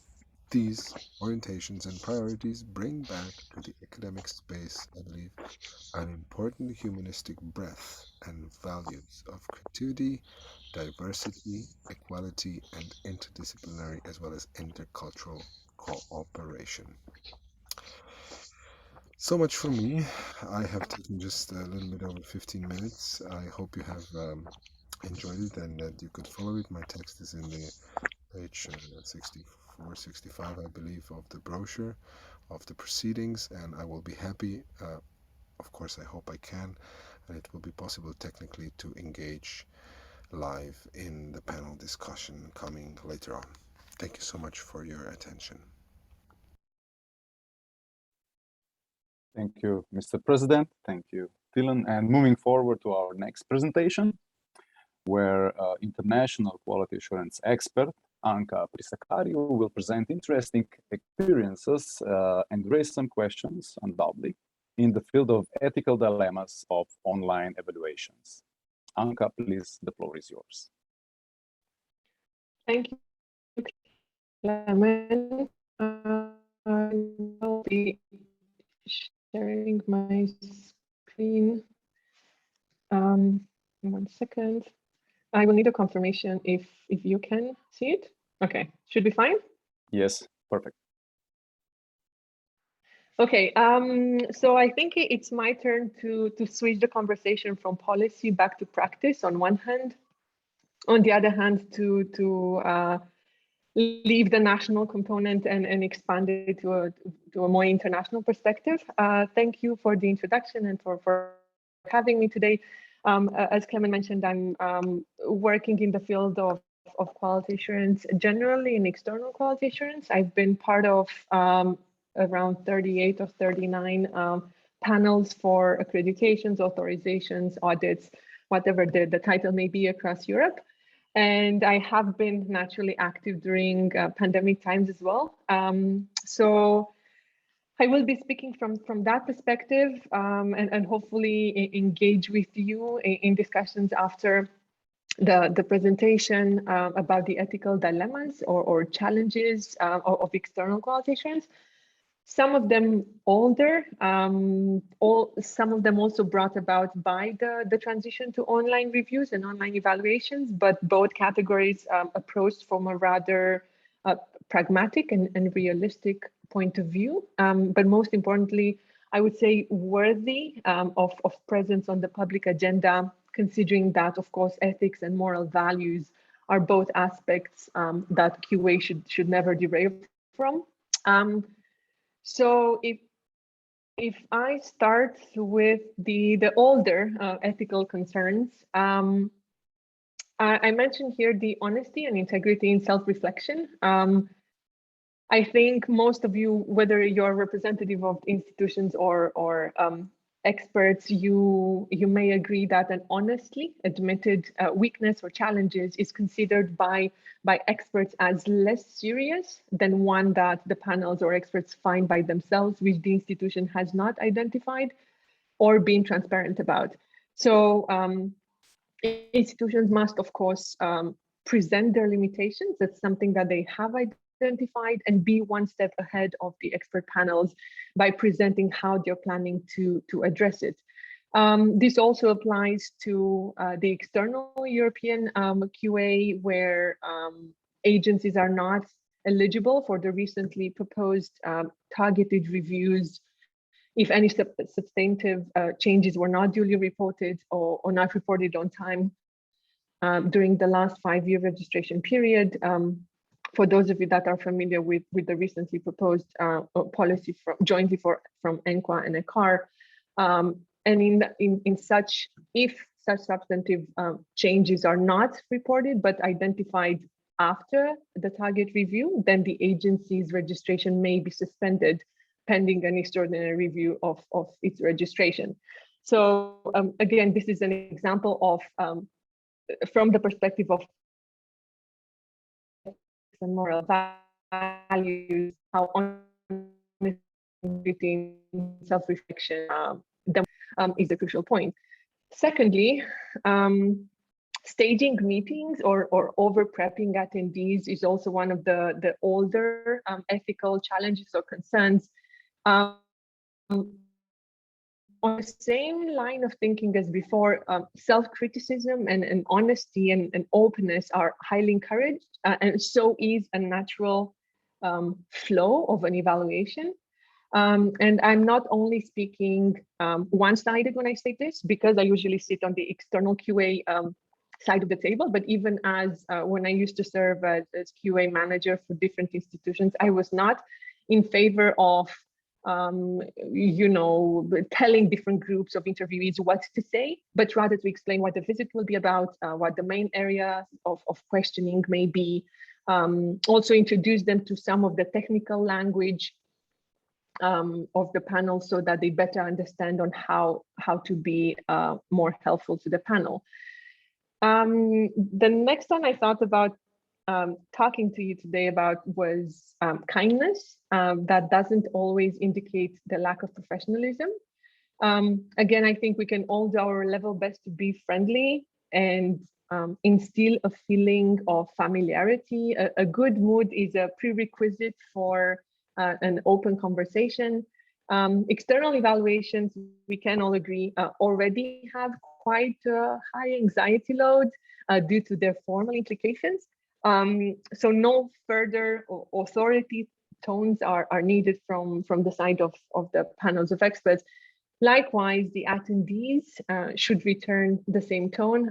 I had an instance where I believe the institution might have delivered the message to the students that the panel will potentially take a negative decisions affecting the institution. So the behaviors of the student during the meeting were straightforward, aggressive. Another one of the rather older challenges, I called it spinning in circles around the answer, but in fact there is a less elegant way of saying it, which I often call it the strategy: if you cannot convince them, confuse them. Experts or expert panels know when the answers are inaccurate or made up. So again, honest is much appreciated than going around or beating about the bush, informally speaking. So maybe it is more appreciated, or it's always better to say, you know, I may not be the best person to answer this question. Please refer this question to my colleague or to a certain team. Of course, not overdoing it. We've seen in the recent history, Mark Zuckerberg overdoing it when he was audited, and for a number of his answers were, my team will get back to you on this. So naturally not overdoing it, but admitting when the answer may not have the best audience in that particular room. And lastly, the handling of evidence. I have started to notice for the past year in particular, an almost trauma around evidence and preparations of the panels. So when panels do not read everything that was provided by the institution and then either make assumptions of non-compliance or ask again for the same documentation, or making it evident in their questions that they had not explored or all available information. As a consequence, I face situations where institutions have been, you know, maybe even accusing that the agency has been withholding information from the panel, which is another implication, quite a straightforward one, of lack of ethics and mistrust as well. And if we move to the new ethical concerns that were, I think Natasha mentioned earlier quite briefly, that it was also considered in the CNQA guidelines. Some of them I faced directly. So the first one that I thought about mentioning is that anyone can be behind the microphone. The agencies that I worked with for the past year did not have a formalized policy that the camera has to be on, and that the attendees have to be visible on the screen. So I faced situations where some speakers had their video off, barely speaking, so there was no way of checking if the person that joined the call was actually the person that was listed in our list of names on the agenda. In the same line of thinking, we had inability of checking if anyone else was in the room, maybe outside of the scope of the camera while we were attending a certain meeting. So even with camera on, we could hear in a certain instance that there was somebody in the room that was whispering answers, and yet we couldn't do anything about it except taking the answers with a pinch of salt, as we say. The third one that I considered in the rather new arena of challenges from an ethics perspective was the questionable genuineness of answers. We have faced a situation where a student was doing an audio recording of a question asked by the panel and then sent the question, delaying the answer with strategies like, can you please repeat the question? I'm not sure I understood you, while receiving the answer in messages, which the student would pass along to us. And all of this we could hear, because if your phone is not on silent, then WhatsApp has pretty evident audio notifications and sounds that are making it clear what's going on. So it was particularly sad, I guess, and disappointing to have found a lack of independent voice, in particular because we usually rely on students as the most unfiltered data point from evaluation visits. Arguing GDPR was also one of the ethical concerns or challenges that I've felt in the past 1.5 years. So situations where institutions were cautious in providing individual information invoking GDPR. I'm personally still not sure if that is a valid reason. I suspect that the information included in materials such as CVs are already available on LinkedIn, let's say. And if not, I'm not sure if that is can be perceived as information that can harm individuals themselves or allow for the person to be identified through that information. So the last bullet is also providing the umbrella view of the bullets presented, is that these were challenging and serious ethical concerns, but as I said, as presented previously, they or some do have equivalents in the physical format. So of course we do ask ourselves if that is leading to decreased trust in the evaluated institutions. So that's definitely not the case, but it does remind us of our commitment to triangulate the answers with at least one additional source of information. So basically to find the confirmation from the interview data to in some of the documentation. So to conclude, I, of course, would personally underline the topic of ethics and moral values within external quality assurance, and even better, if possible, to integrate it in systems that implement a risk-based quality assurance.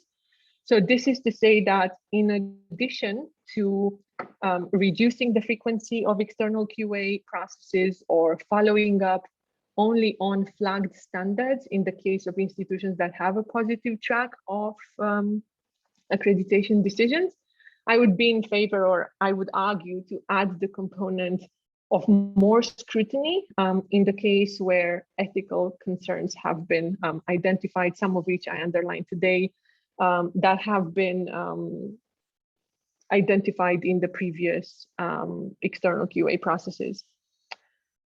That would be it from me. I will stop sharing and I will pass it on to you. Looking forward to debating if any of this, if you also want to share or ask further questions about similar experiences. Thank you. Thank you very much, Anka. I'm also happy to invite Goran Đaković, ENQA Review Manager, as our last speaker to take the floor and present his reflection following the analysis of ENQA agency reviews conducted in 2020 and 2021. Goran, please, the floor is yours. Thank you very much, Clement. Thank you, everyone, for having me here today, if only online. It's always a pleasure to attend NAKVIS events. I hope you see my slides, and while I'm arranging this, I would just like to thank NAKVIS, Dr. Demšar, for the invitation, and Clement for all the support in preparing for this event today. I'm Goran Đaković, ENQA's Use Manager, responsible for overseeing the reviews of quality assurance agencies against the ESG across the European higher education area, and also responsible for the methodology of such reviews. Anka also very briefly introduced some of the changes that we are doing, so introduction of targeted reviews as well. So this is also under my jurisdiction, if I say so. Today, I will be speaking about the diversification of external quality assurance in the European higher education area. Now, you might wonder how come this and how does this fit into the topic of today's event. If I explain it very briefly at the very beginning, just to set the context, apart from analyzing the direct impact of COVID-19 on how the external quality assurance is or was conducted, at ENQA we are now lately interested also in understanding the indirect impact of such changing circumstances in which external quality assurance evaluations, accreditations, etc. are being conducted. And one of the things that is keeping us busy is how agencies are changing their portfolio of activities following such new circumstances. So it's not only adapting to the different settings of, let's say, online mode of work, but then also how do they reflect on these immediate changes, and what are then the more long-term changes, as Dr. Purg was also referring to in his presentation. So let me go into the slides that I prepared for today. I will start with the definition of external quality assurance following the ESG that says that all activities that provide for continuous improvement of higher education and for different purposes of it, the assurance and enhancement activities are considered external quality assurance activities. There's a wide diversity of how external quality assurance is being done, but ultimately it should serve stakeholders, so students and everyone involved in making higher education happen, if I say so. Now, apart from these changing circumstances that we are discussing today, so COVID-19 and the online mode of work, also when it comes to conducting external quality assurance, in the last 3 decades, there were several points in time where external quality assurance gained prominence. I would perhaps mention the Bologna process and quality assurance becoming one of 3 key commitments that I think kind of gained momentum for external quality assurance. Then the second point in time, I would say the greater emphasis on enhancement rather than accountability in what quality assurance agencies do and the higher education institutions do. And then the third one, perhaps this tendency toward introducing institutional level quality assurance rather than program level ones, so program accreditations and similar. So you see, it's not that agencies are facing such a, let's say, dramatic change or different pace in such changes for the first time. This is what I'm trying to say. At the same time, the compliance element when agencies, external quality assurance agencies, are showcasing their compliance with the ESG and being registered in ECHAR, this has also become a sort of an established and accepted part of higher education system in the European higher education area, and in a way provides a bit of a counterpart to these changes and sets the reasonably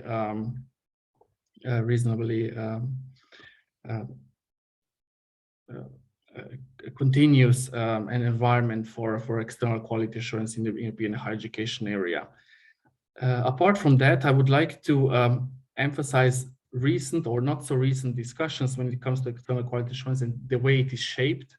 Recently, at least here at ENQA, in the board, but also at our General Assembly meetings and other meetings, we discussed that there's more and more need to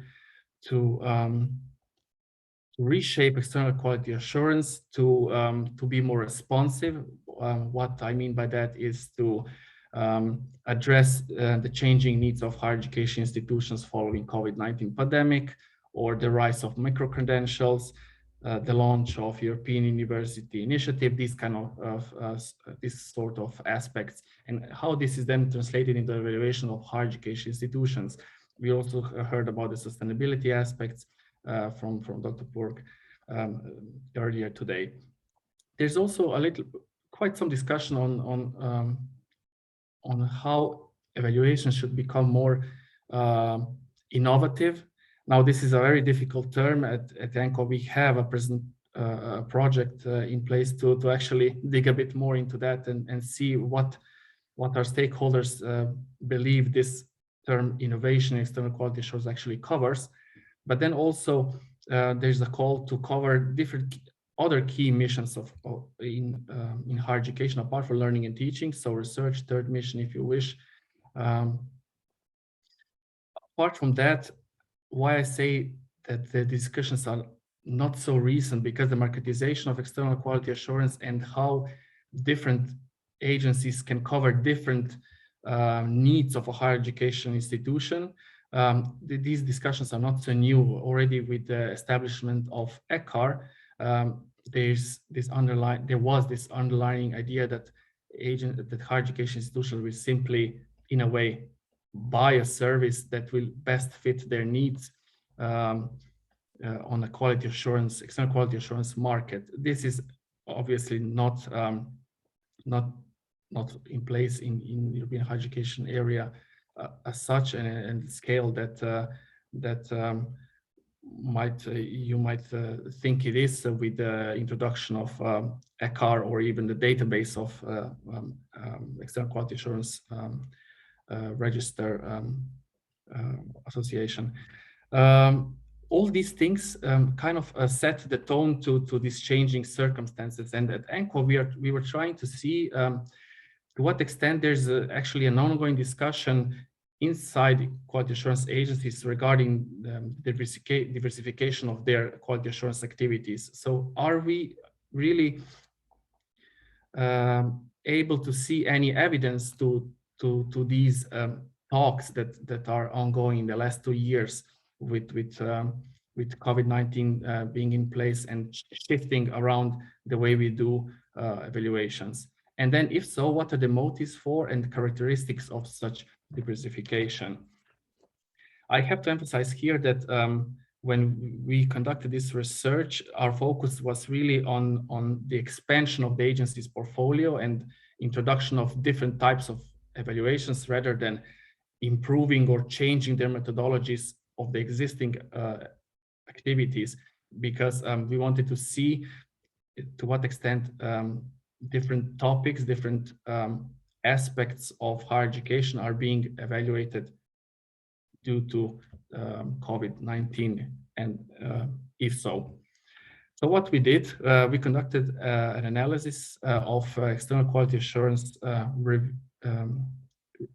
reviews of external quality assurance agencies that were conducted by ENQA in 2020 and 2022. Altogether, 17 agencies were included in such a research. So 11 countries, as you see them on this map. How did we do that? Basically, we screened in detail their self-assessment reports, the parts where they talk about their portfolio of external quality assurance activities, their current challenges, areas for future development, and how COVID-19 impacted them. All 17 included agencies reflected on the potential impact of COVID-19 pandemic on their work. And for these 17 agencies, I can say that that all of them actually not only reflected on COVID-19, but also provided a bit more detailed reflection on how the changing environment actually impacts their work in several parts of their self-assessment report, but also other parts of their external review against the ESG. What were the outcomes of such a small research that we did? I forgot to mention that this research was part of our thematic analysis. It is one of the requirements of the ESG, standard 3.4, for those of you familiar with it. And we are trying at ENQA to really strengthen this analytical part of our organization next to conducting reviews and next to doing policy work in Brussels and beyond. Now back to the outcomes of such a small research. We have actually seen that large majority of the agencies in the sample, they reflected on the need to further diversify their external quality assurance activities in the future. Actually, 3/4 of the observed agencies reflected on this quite substantially. Now, what did they say? And what types of action are they already conducting or planning to conduct? They would like to foster the response of learning and teaching to society's current challenges. What I mean by that is that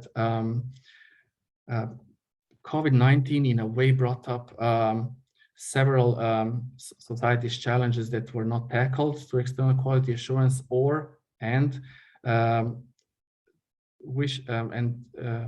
agencies wishing to tackle these in a more responsive manner exactly because of COVID-19. One of them is that growing heterogeneity of students, accessibility to higher education, consequences obviously in benefiting from higher education in a particular country. The other demographic developments, demand for lifelong learning, for digital learning in the future. All these aspects kind of came about to life in a more vivid manner. Then the second area of action is that I would like to tackle is the changing nature of agencies as organizations. Agencies are reporting that COVID-19 and these changing circumstances are actually reshaping quality assurance agencies as organizations as well. They have been added with several new responsibilities by their ministries, if they are national bodies, or through their stakeholder engagement, if they are more of a market type of organizations. What we see through this research is that they have been added with more monitoring functioning, seeing actually how higher education institutions manage to adapt to the new circumstances, also to advise higher education in what could be possible future steps in managing pandemic and managing access to higher education, providing analysis for such steps. This management of large data has suddenly become much more prominent in agencies' activities, and in a way they have been reshaped to become also center of competence. So you see all kind of roles apart from the one where agencies are conducting their primary business, external quality assurance. This is also, it was quite surprising to see how quickly the agencies as such have been asked to reshape or have reshaped themselves following the new circumstance. But this leads me then to a question that we can pick up later in the discussion: to what expectations can reasonably be placed on external quality assurance and agencies that are responsible for such activities? We also try to identify motives and the causes for such diversification of external quality assurance. I have here listed 5 of them, but then in the booklet you would see that this is elaborated a bit more in detail. The first one is obviously to address the evaluation fatigue. As you know yourselves, the external quality assurance demands for cyclical provision of trust in what higher education institutions do. But at the same time, agencies are now reporting that they are reconsidering how to do this reporting on accountability of higher education institutions. At the same time, how to help them further enhance. So all in all, they're trying to address the evaluation fatigue altogether. In half of the observed quality assurance agencies, this has been pointed out as quite an issue, and that has accelerated because of the new circumstances we are all in. The second point I would like to mention here is the response to the recent major policy level developments in external quality assurance systems. Here I have in mind especially Germany.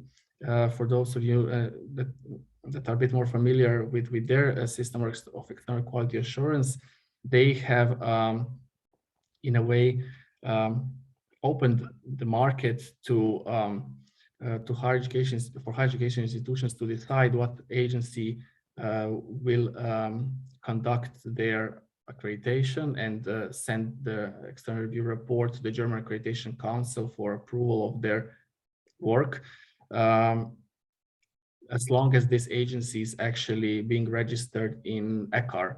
So you see that because of that, agencies are now competing in a way with their service to higher education institutions, trying to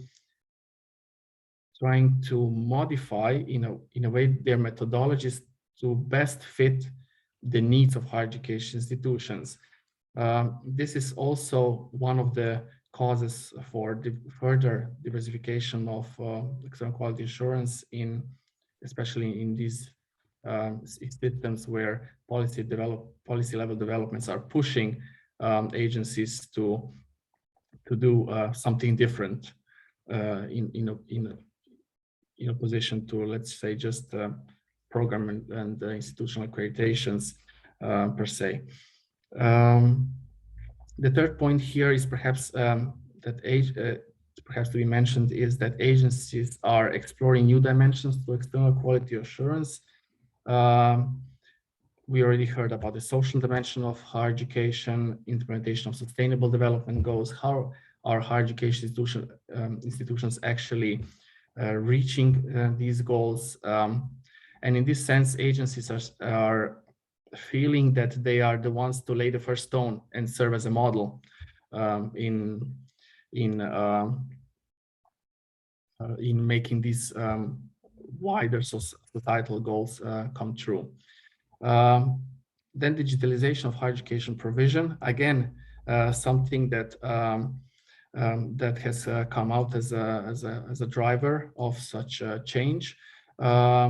By this, I don't mean that next to COVID, the need for digitalization is shaping external quality assurance, but the fact that the content of evaluations is actually now involving more and more criteria on how digital provision of teaching is being considered in evaluations, what is being done in this regard.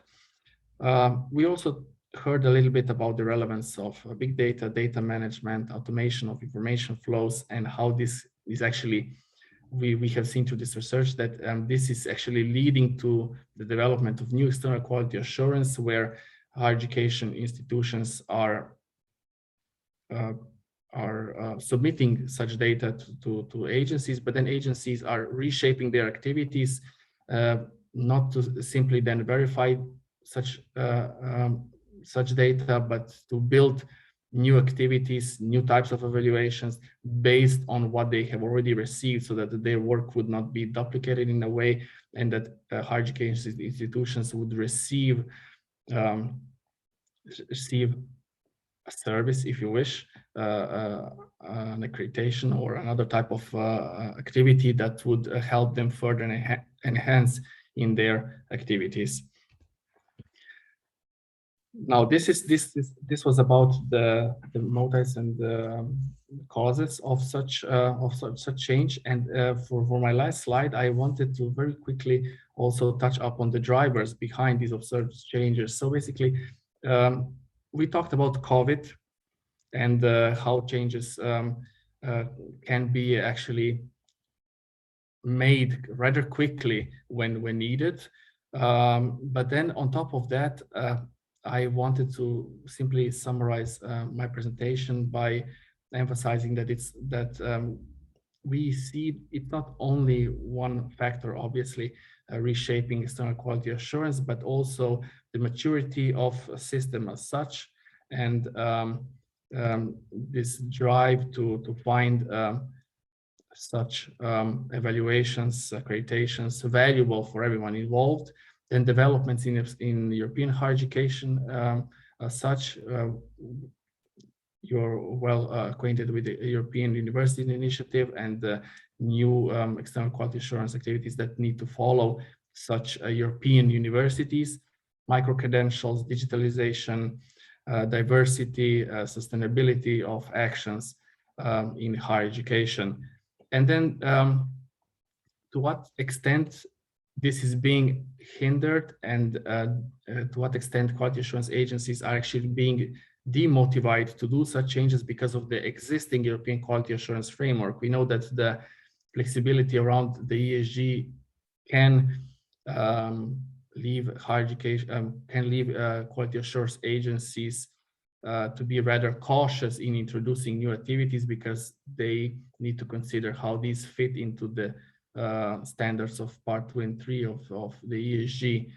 So you see that many different factors here shaping the activities of agencies in the upcoming years. I will stop here and look forward to the discussion.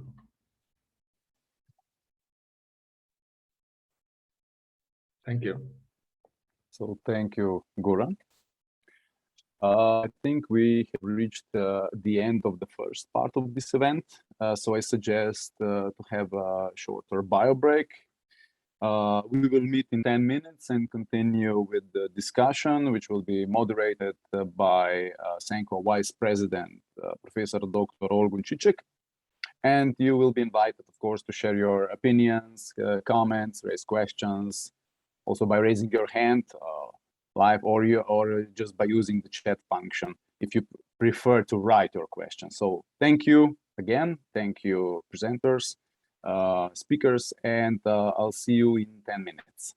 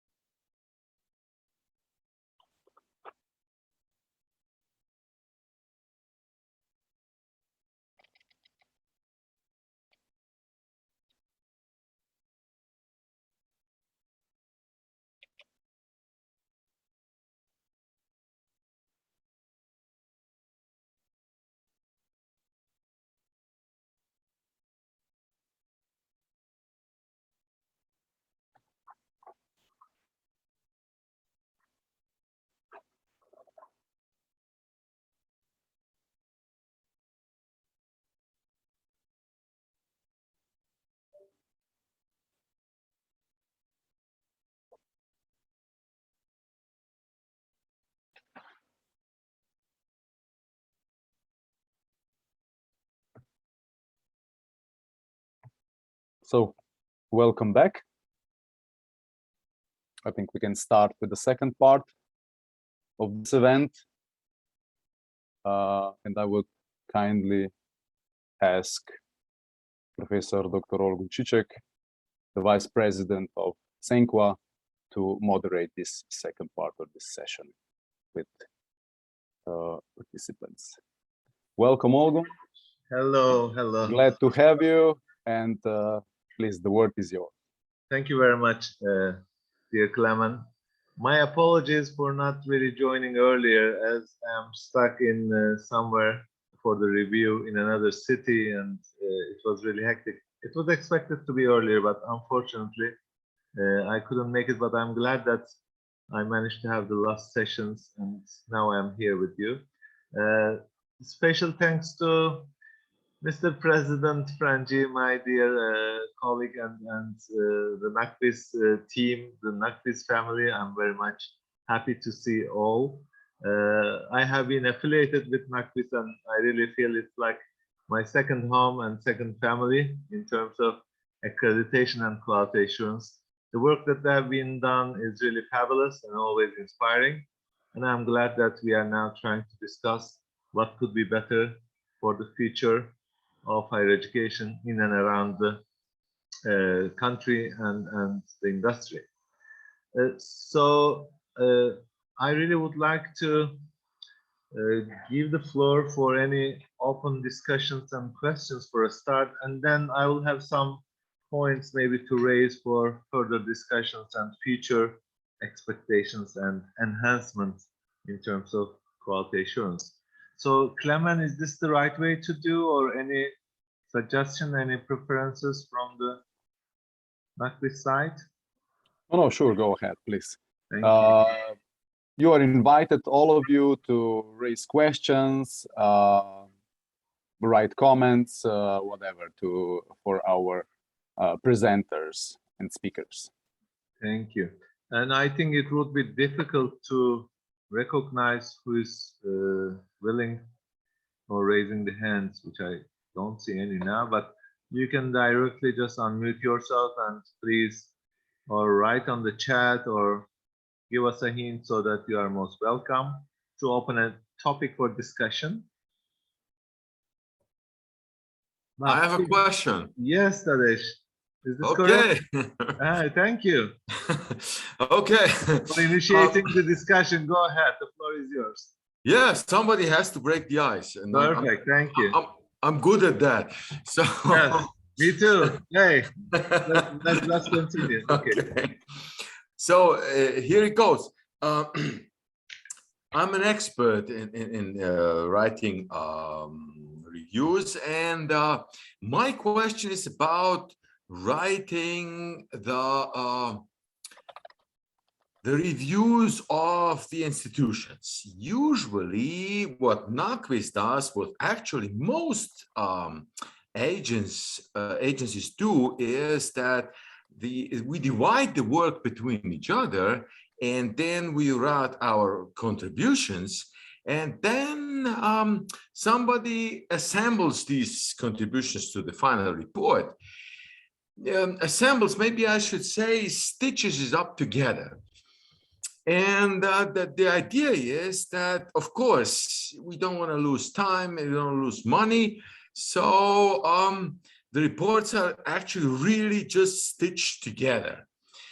Why am I bringing this up? Because I've been working with, usually this is the way to do. And I'm not really reading the reports that I'm part of, because I submit my part and that's it. But when I do assessment of other institutions, I read previous reports. And when you read these reports, you can see that some standards have been covered by some person, because the language is different, the register of the language is different, the way of expression is different. And then I mean, it's not a really huge thing, but sometimes when you read reports, you can see that they're consistent, done by probably one person. And most of the times it's just stitched together. So my question to all of you guys is this the optimal way to do it? I know there are pros and cons, and what would be your you understand probably what I'm talking about. I think it's clear, Tadej, but my question to you before I go to the floor, what would be your suggestion? Do you have something in mind, or just asking to discuss? Yeah, I have something some clue in mind. If you have. Yes, I have something in mind that is or keep it later. Yes, no, it's not, it doesn't have to be later. It's very easy. The problem is just it's expensive. What I have in mind is expensive for agencies. Somebody would have to do the writing as a whole. So the agencies would have to pay extra money to one member of the group. Is it? Okay, let's get some other views. Any volunteer? Oh, Anka, yes, I saw. Hi, how are you? Good to see you. Please go ahead. Hi, Elgin. Yeah, just I'm not saying it's the universal truth or the only one applicable, just to share a view. Most of the European agencies that I've been working with for the past, I don't know, 10 years are actually, since you approach the compensation pragmatically, I would do the same. So pragmatically speaking, have a higher compensation for the chair. And again, in most cases I worked with. So that means that the chair understands that he or she, they have a higher responsibility. I'm not going to go into the detail of responsibilities in all the other stages of a visit, but in particular in the report writing. In particular, yesterday, I finished the moderation and review of a report.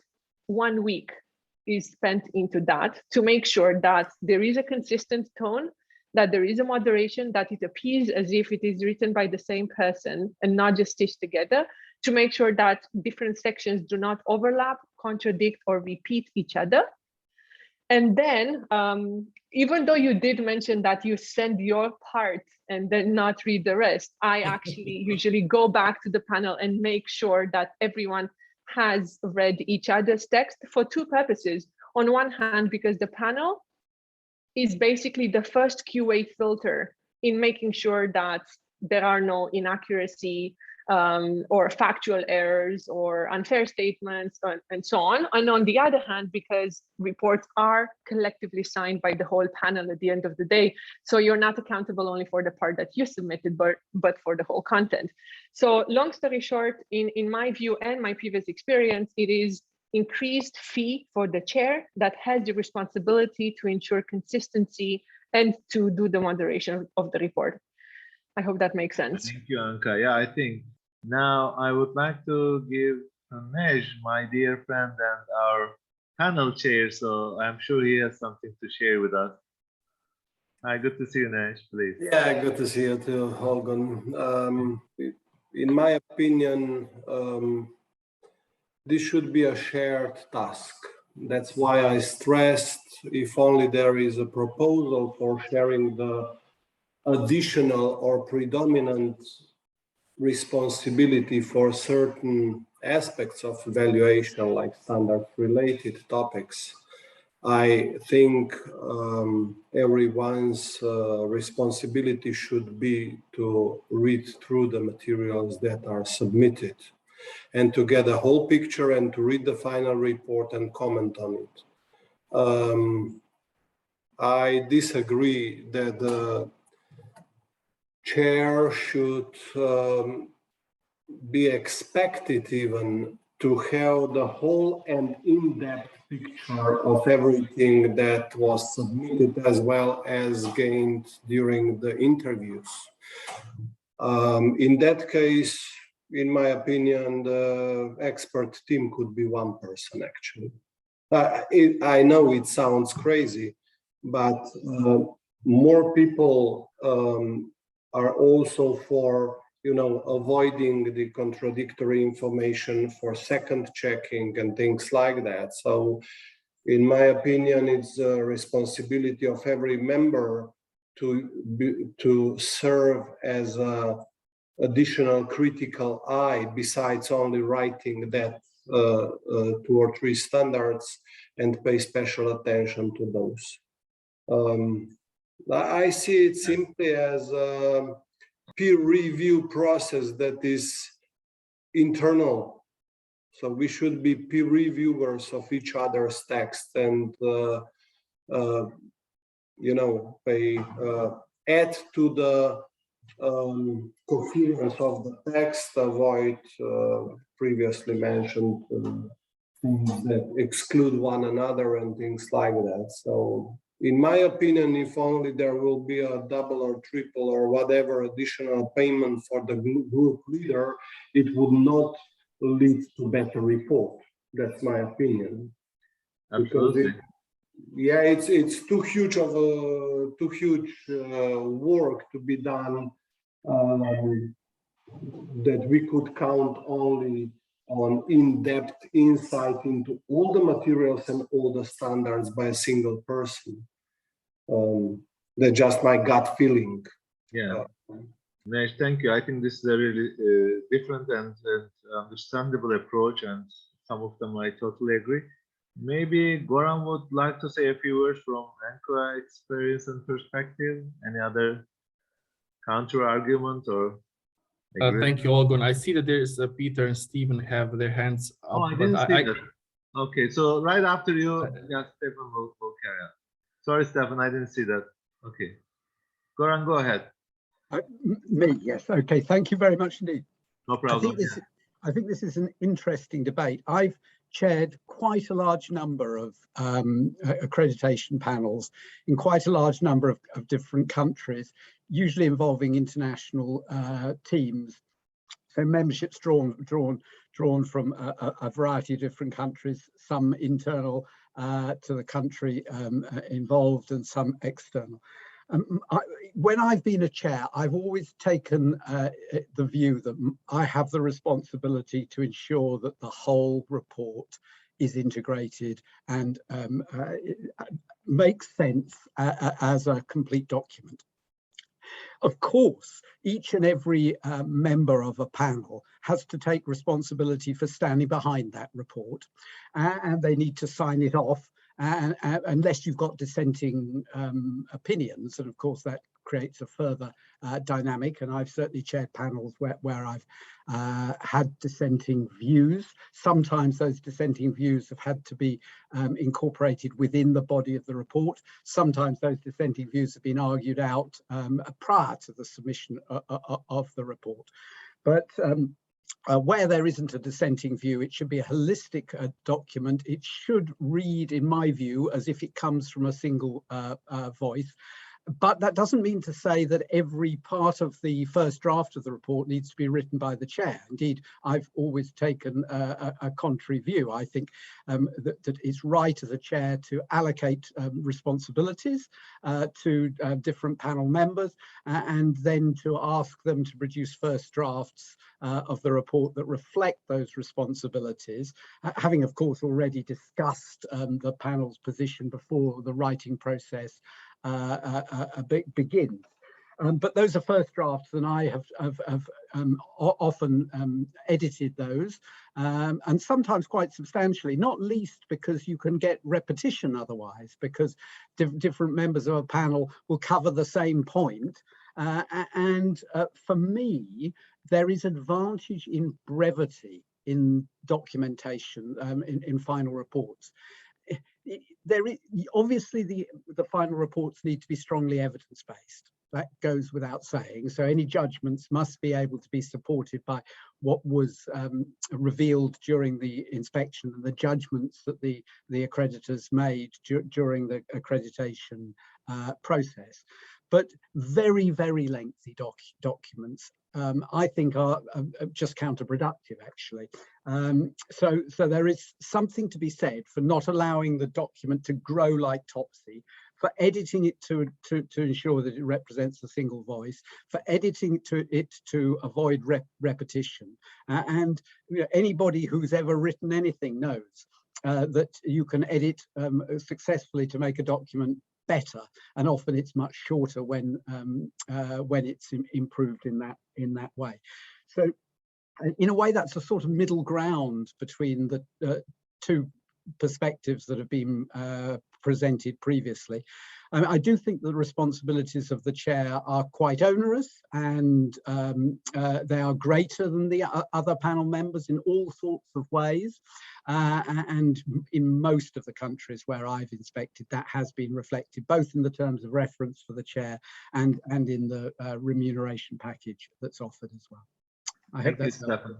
Yeah, I think it was very insightful. I appreciate that. I agree. Yeah. Goran, you want to continue?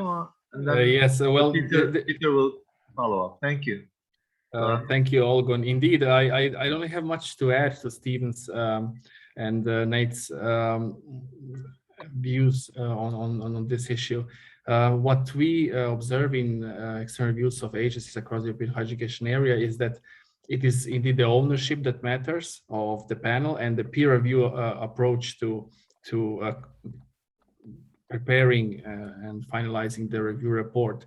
Now, what Dr. Tuma was addressing to is, I think, this single voicedness that lacks at times in the review reports, and this is indeed something that has been observed as a good practice if such reports are read as one person would be writing it, but it doesn't mean that then one person only sits down and does all the work, rather in contrary. What we, if I'm now reflecting also of ANCO's own approach, we do have a chair in place for our panels that makes sure that this document is comprehensive. It includes aspects that need to be covered as observed during the site visit, but also before and after. But at the same time that the document is coherent and comprehensive. So for that, we do have the role of a secretary within the review panel that is remunerate accordingly. But yeah, nothing much to add than what was already said. Great. Thank you. Thank you. Appreciate it. And now I think it's meaningful to have some insights from the president, Mr. Peter. Go ahead. Yeah. Thank you. Thanks. Thank you. I find it an honor and a must to respond to Tadej Tuma's question, because I believe around 10 years ago we did one of my first evaluations, and now today, look at us where we ended up online, but still, well, in connection. Cutting across all of these comments right now, let me add some spice and some speculative futurism to it all. Yeah, I think we should basically do away with most of your solutions, because the machines will replace it. Machine learning based so-called artificial intelligence, not there yet, but closer, you know, month by month, it's getting closer. Some of you know GPT-3, the artificial intelligence or machine learning based language processor, basically a writer, an editor machine that can write up its own text, more or less human-like. I mean, what are we discussing here? This will be all done by machines, and most of your anxieties, you know, being, I remember, you know, spending hours and hours in anxiety, you know, have I got this right? You know, have I got this, you know, datum, number right? You know, should I cross-reference it? All of this already now can be done by a machine. I mean, a QA GPT-3, probably European Union sponsored one, that does away with most of our fears and lets us do the actual evaluation, the merit, the you know, the weighing, the looking into the sociology and the psychology of the academia that is in front of us. And this brings me to my two suggestions, or two key points, two key issues that we're facing, both in our evaluations and in the online condition that it's obviously there and there to stay for a while, or probably in a blended way stay forever, if not rise up or rise up completely again. And these are trust and inclusiveness. So the inclusive quality of what we do. Both things get lost when we go online. You know that you're not sure, you know, we heard Anka, we heard Nate, we heard, you know, you don't know who's on the other side. You don't know whether they're having some help. You don't trust the information. You don't trust the situation. The situation is not natural. It's not social. So that's the whole psychological moment. And the social moment is related to the issue of inclusiveness. You know, who is there, who was really asked, who was brought to the camera, to the you know, conversation, which was already, you know, the case before when we were, you know, live meeting, you know, more or less filtered or sifted through, you know, groups of people and panels. Now, again, on a positive note, you might want to think, each and every one for yourself, how this can be compensated in this kind of blended or hybrid way, so that the machines, the computers, really support our work and make it sound and function in a positive way. So exercise a positive ethics of our whole evaluation work, of the whole quality assurance culture. I haven't heard the quality assurance culture buzzword, which was, you know, used so often 3 or 4 years ago. Now we're back to technicalities, to payments. Come on, I mean, please allow me to you know, to set it all under a very big question mark, and under this kind of hope for the future, that we will not get trapped, as you know, we do as professors, asking ourselves whether the students on the other side or the pupils have really learned it, or you know, are they being supported by some other, you know, peer, or you know, WhatsApp, or you know, GPT-3, artificial intelligence, or so on. This, all of these things should get obsolete ASAP. But of course, we are the ones to press on, to actually call for the case that these things be developed. So such a, if you want, technical or IT machine learning based support be developed on a platform, public, European Union, of course, supported and co-financed endeavor, and that we start working as and for humans again, which is what makes out the academia as it is, because you well know that mostly, by and large, we do agree, we don't want to go back to online only again, and so that's, I believe, the whole quality assurance machinery. And the last machinery word was in inverted commas. Thank you. Thank you, Peter. I think you hit the nail on the head. So I totally agree with you. Being in an on-site visit now in Akas in Istanbul, I totally experienced what you have been saying, because we keep doing this online for a year and a half. And now when I came here first time for an on-site review face-to-face, oh my God, it's totally different and you get all the insights. So I'm happy that we are getting back to a little bit normal, let's say. So I 100% experience what you have been just saying, agreed totally. So thank you for this really different perspective and adding the technology. Now from here, I will come back to this discussion maybe later on, but and the related topic is the digitalization. So that's very important and valuable. I totally agree on your statement on the AI and so forth. So how do you see the digitalization of the higher education in particular in Slovenia or in Europe or beyond that? So that could be maybe second discussion point, if I may jump. I know this issue is debatable and lots of to say, but if you may allow, let's talk a little bit about the digitalization of higher education as far as reviews and agencies are concerned. Maybe that taking the Peter's words, maybe would you like to elaborate on that?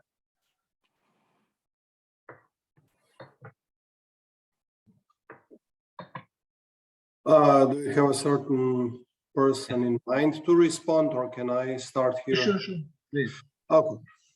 Yeah, I think this overlaps actually a lot with Peter's comment and also some of my slides and, you know, the time pressure during the interviews.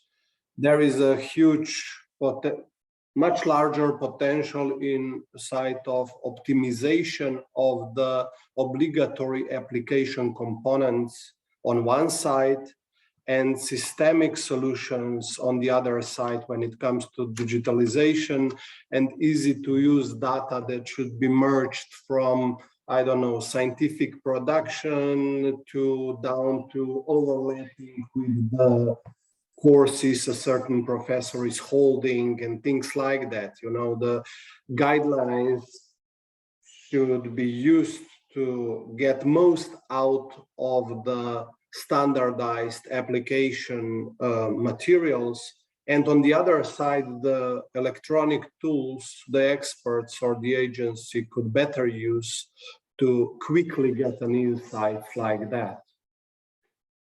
Because now, you know, if we deal with that in a better way, for example, I don't know, last 5 years of my scientific production and projects that I was involved in, and the overlap with the courses where I'm holder or where I'm the teacher of those courses, you know, it's a very important aspect that goes from my teaching to my research and the, you know, the study program of the or the faculty's intention to steer that important aspect of research on top of teaching, fostering each other. This could be really done all automatically and ICT. That way we get those evidence for our evidence-based qualitative analysis where we are really lacking time, you know, then we don't need to ask those things at all. But now we are getting some kind of self-evaluation annual reports of the faculties and study programs. When we look at them, we see how more than half is copy-paste from the faculty level down to the study program. They call it study program self-evaluation. It's nothing like that in many cases. So if we want to be serious and get rid of the entropy of the expert group, then we need to standardize the way those self-evaluation reports should be done and place the ground for extraction of the valuable data and to second check them somewhere else.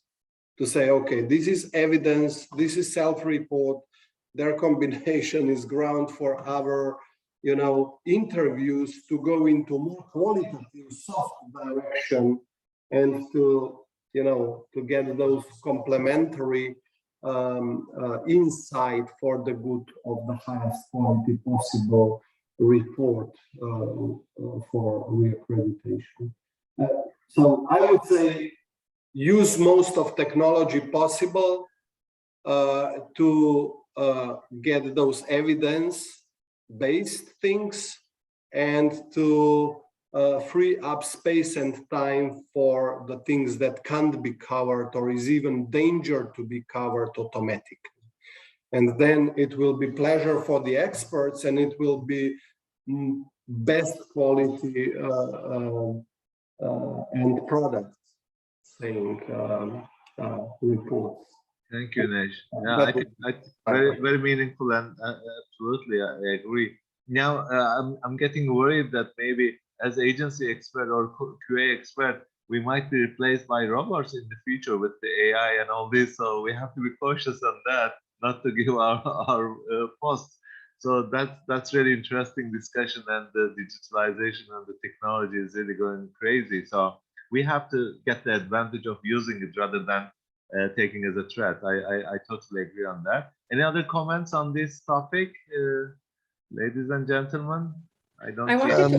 Yeah, go ahead, Anka. Olgun, just wanted to ask for a clarification. If your question was, I'm sorry if you hear construction noise, if the question was about the digitalization of higher education or of quality assurance, because no, I think in higher education in general, quality assurance in particular, you can take it from agency perspective or from the institution perspective. We can match somewhere maybe and see what are the advantages or disadvantages. That was the idea, to be honest. Yeah, go ahead. In terms of digitalization, in fact, I wanted to take more the higher education perspective, and for the QA perspective, I will answer your question with another question to Goran. So in terms of higher education digitalization perspective, I do want to point out that I'm personally keen and celebrating that one of the implications of online education during pandemic times has the potential to increase the access to education to students that otherwise cannot afford to go in person. So we are talking about socioeconomically disadvantaged students, where programs may reach easier if there is a generalized shift towards a more online or blended education. This is not rocket science. It has been mentioned on many instances. But I would add, however, that institutions maybe could consider upping the game in terms of student support, because shifting to an online or remote mode of delivery didn't only imply that staff professional development needed to be prioritized, or more budget invested into upskilling, more online specific strategies for pedagogy, but also understanding how do we support students better to cope with the different forms of anxieties that the pandemic has brought. So that's from the student perspective as well. And lastly, in terms of administration, I personally don't necessarily believe that the pandemic has increased the need of digitalization. We have been talking even before about learning management systems. We were talking about management information systems where data can be readily available to support evidence-based decision-making. So I'm not sure if from the administrative perspective, there is a higher need for technology that is now and has not been before. Sorry for the noise. I'm going to mute it now. Thank you, Anka. I think you gave some perspective maybe for further discussions, and I appreciate that. Yes, anyone would like to continue from here on the same topic? If not, because well, I just have one. Sorry, Peter, please go ahead. I just have really one comment amazing here. your provocative ideas and suggestions. Well, yeah, go ahead. You know, we will never be replaced by robots. I mean, Thank you. I feel really. That's great. Good to hear. We might be eaten up by them, but not replaced. Like on a serious note, you know, we have the so-called work automation anxiety. Yeah. That's been there ever since the 50s. So it's an old thing, and we have been coping with it more or less quite well. But we have a fairly new condition right now, because it's about our brain, our head, our decision making, as Anka mentioned, being not only supported, but the possibility of this being replaced. Or the problem in the QA process, even in self-evaluation aspect, is actually the mimicking of the human, not only the human brain, the self, but even the collective.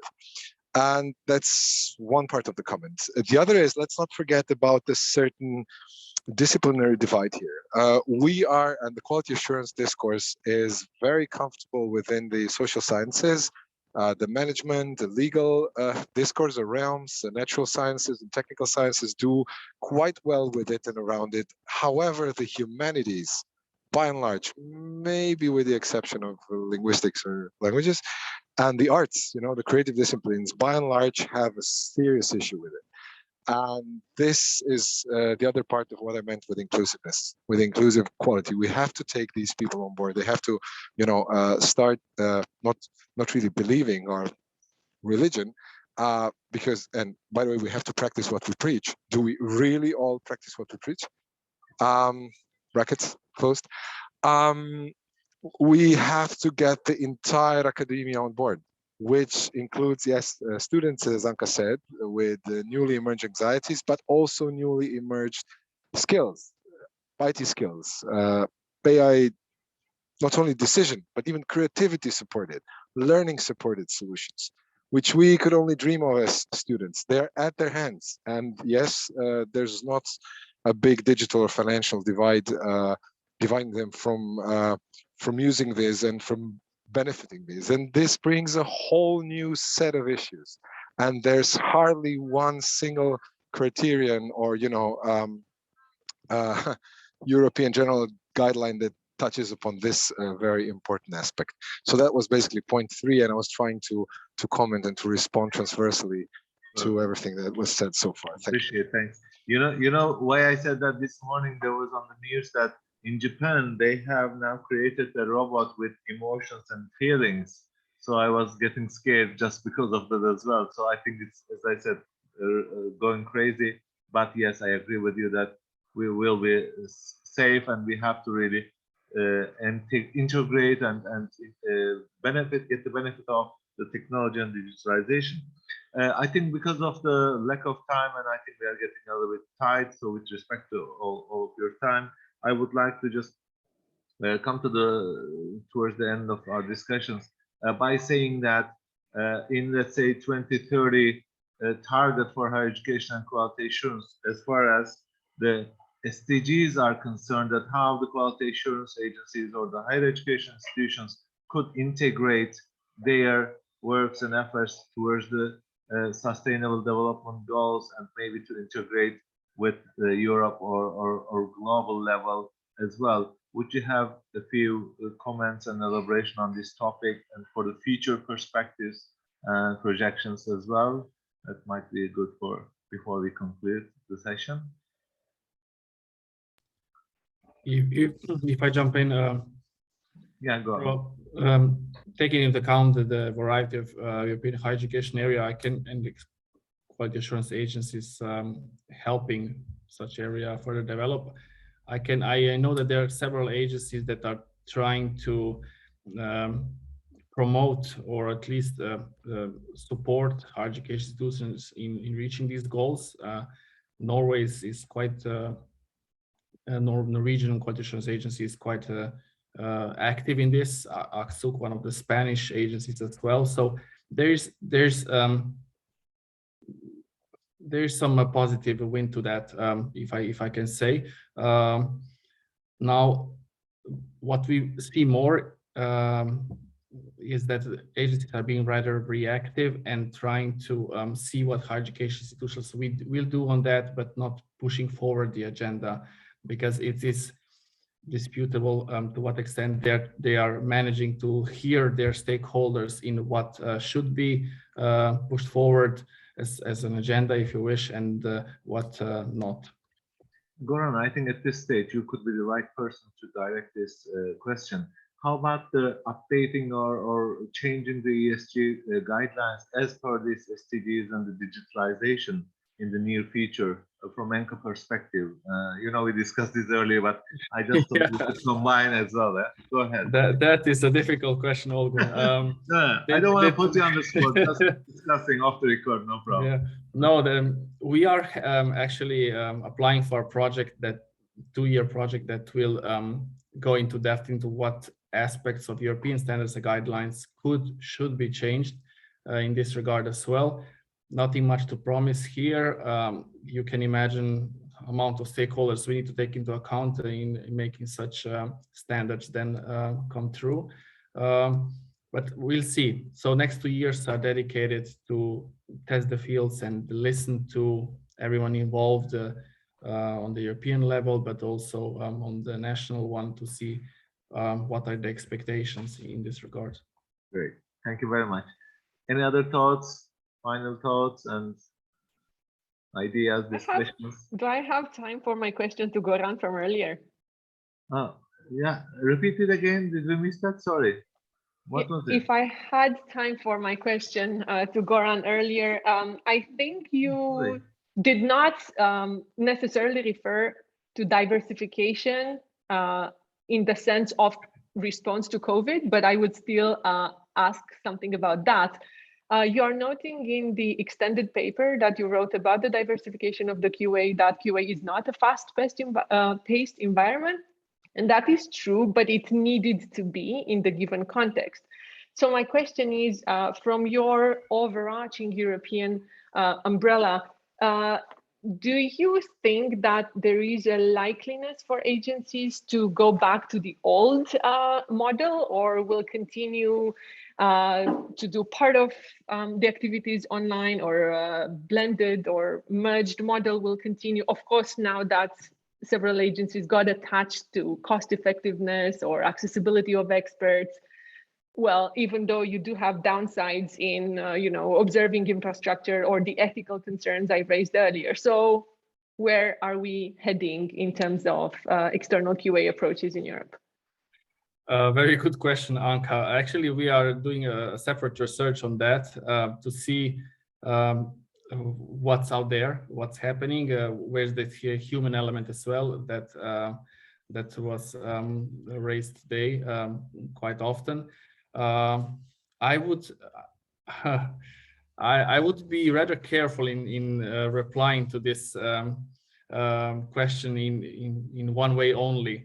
From what I hear now is that agencies, at least through our leadership development program that we're also running, is that agencies are trying to learn what they can use for future. That's quite obvious.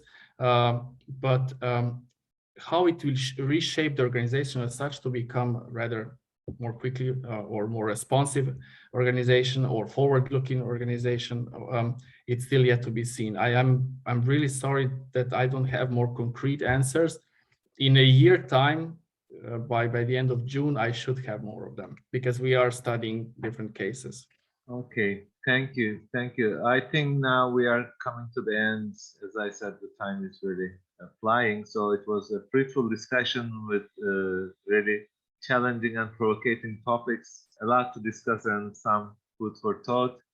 I would like to thank you all, and really it's my pleasure to be with you in this short session, but I'm sure we have a lot to discuss further. Thanks to NAKVIS for this great event, and I'm sure we all benefited. And now I think I have to give it the floor back to Clement to guide us next step. Thank you. Thank you. To conclude this meeting, I will give the final word to the president of the NAKVIS Council, Dr. Peter Purk. Oh, thanks. I didn't expect this because I already have taken the word twice. No, I would just like to, thank everyone. Thank you guys for supporting my force majeure technical situation, which still brought us together from all winds and in all modes. And, let's take this as a lesson that it is possible, that in a proper way, but of course with humans properly engaging and being motivated well, as we all, I believe, are, that this should continue to be basically the future vector of quality assurance. But again, let me repeat, the process should again become, after this COVID and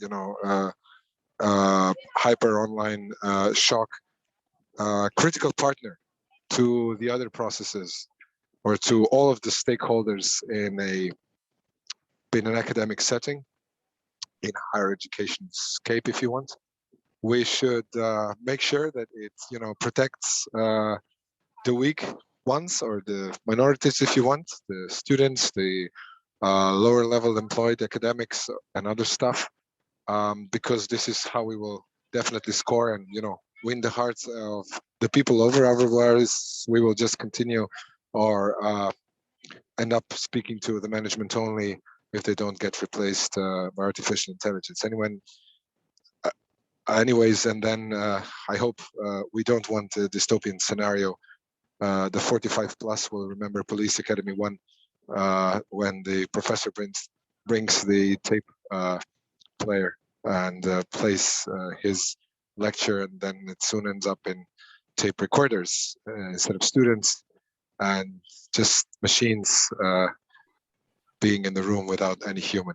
I definitely want to warn us all against such kind of echo chambers. And by echo chamber, another buzzword from the social media reality of today, we know how dangerous fake news and echo chambers are. And I think that the quality assurance in particular is quite prone to these things. So we might want to all exercise individually and then collectively counter activities to all of these negative trends that are quite obvious and quite trending in the higher education scheme. So this was my humble little thoughts. Thanks again to everyone, and let's meet again live. Yeah, hopefully. Thank you very much. And really the last final word to the director of NAKVIS, who has already introductory notes. So please, Dr. Demšar. They always give me last words because they know I'm short. So thank you to everybody on my behalf as well. Thank you to the speakers, to Clement, to Olgan, to participants, both Slovenian and those from abroad. Actually, when we were preparing the meeting, we were thinking which language to use, Slovenian or English. And since it's not so many speakers that were speaking in whose language is not Slovenian, it was a question. But actually, we've done a good move, I guess, because a lot of participants would not understand Slovenian. So I'm happy for this choice as well. So thank you very much again. It was an interesting meeting. Yeah, thank you for the invitation and all the best. Thank you, everyone. Bye-bye. Thank you very much. Good to see you all. Bye-bye. Everybody, thank you so much. Thank you very much.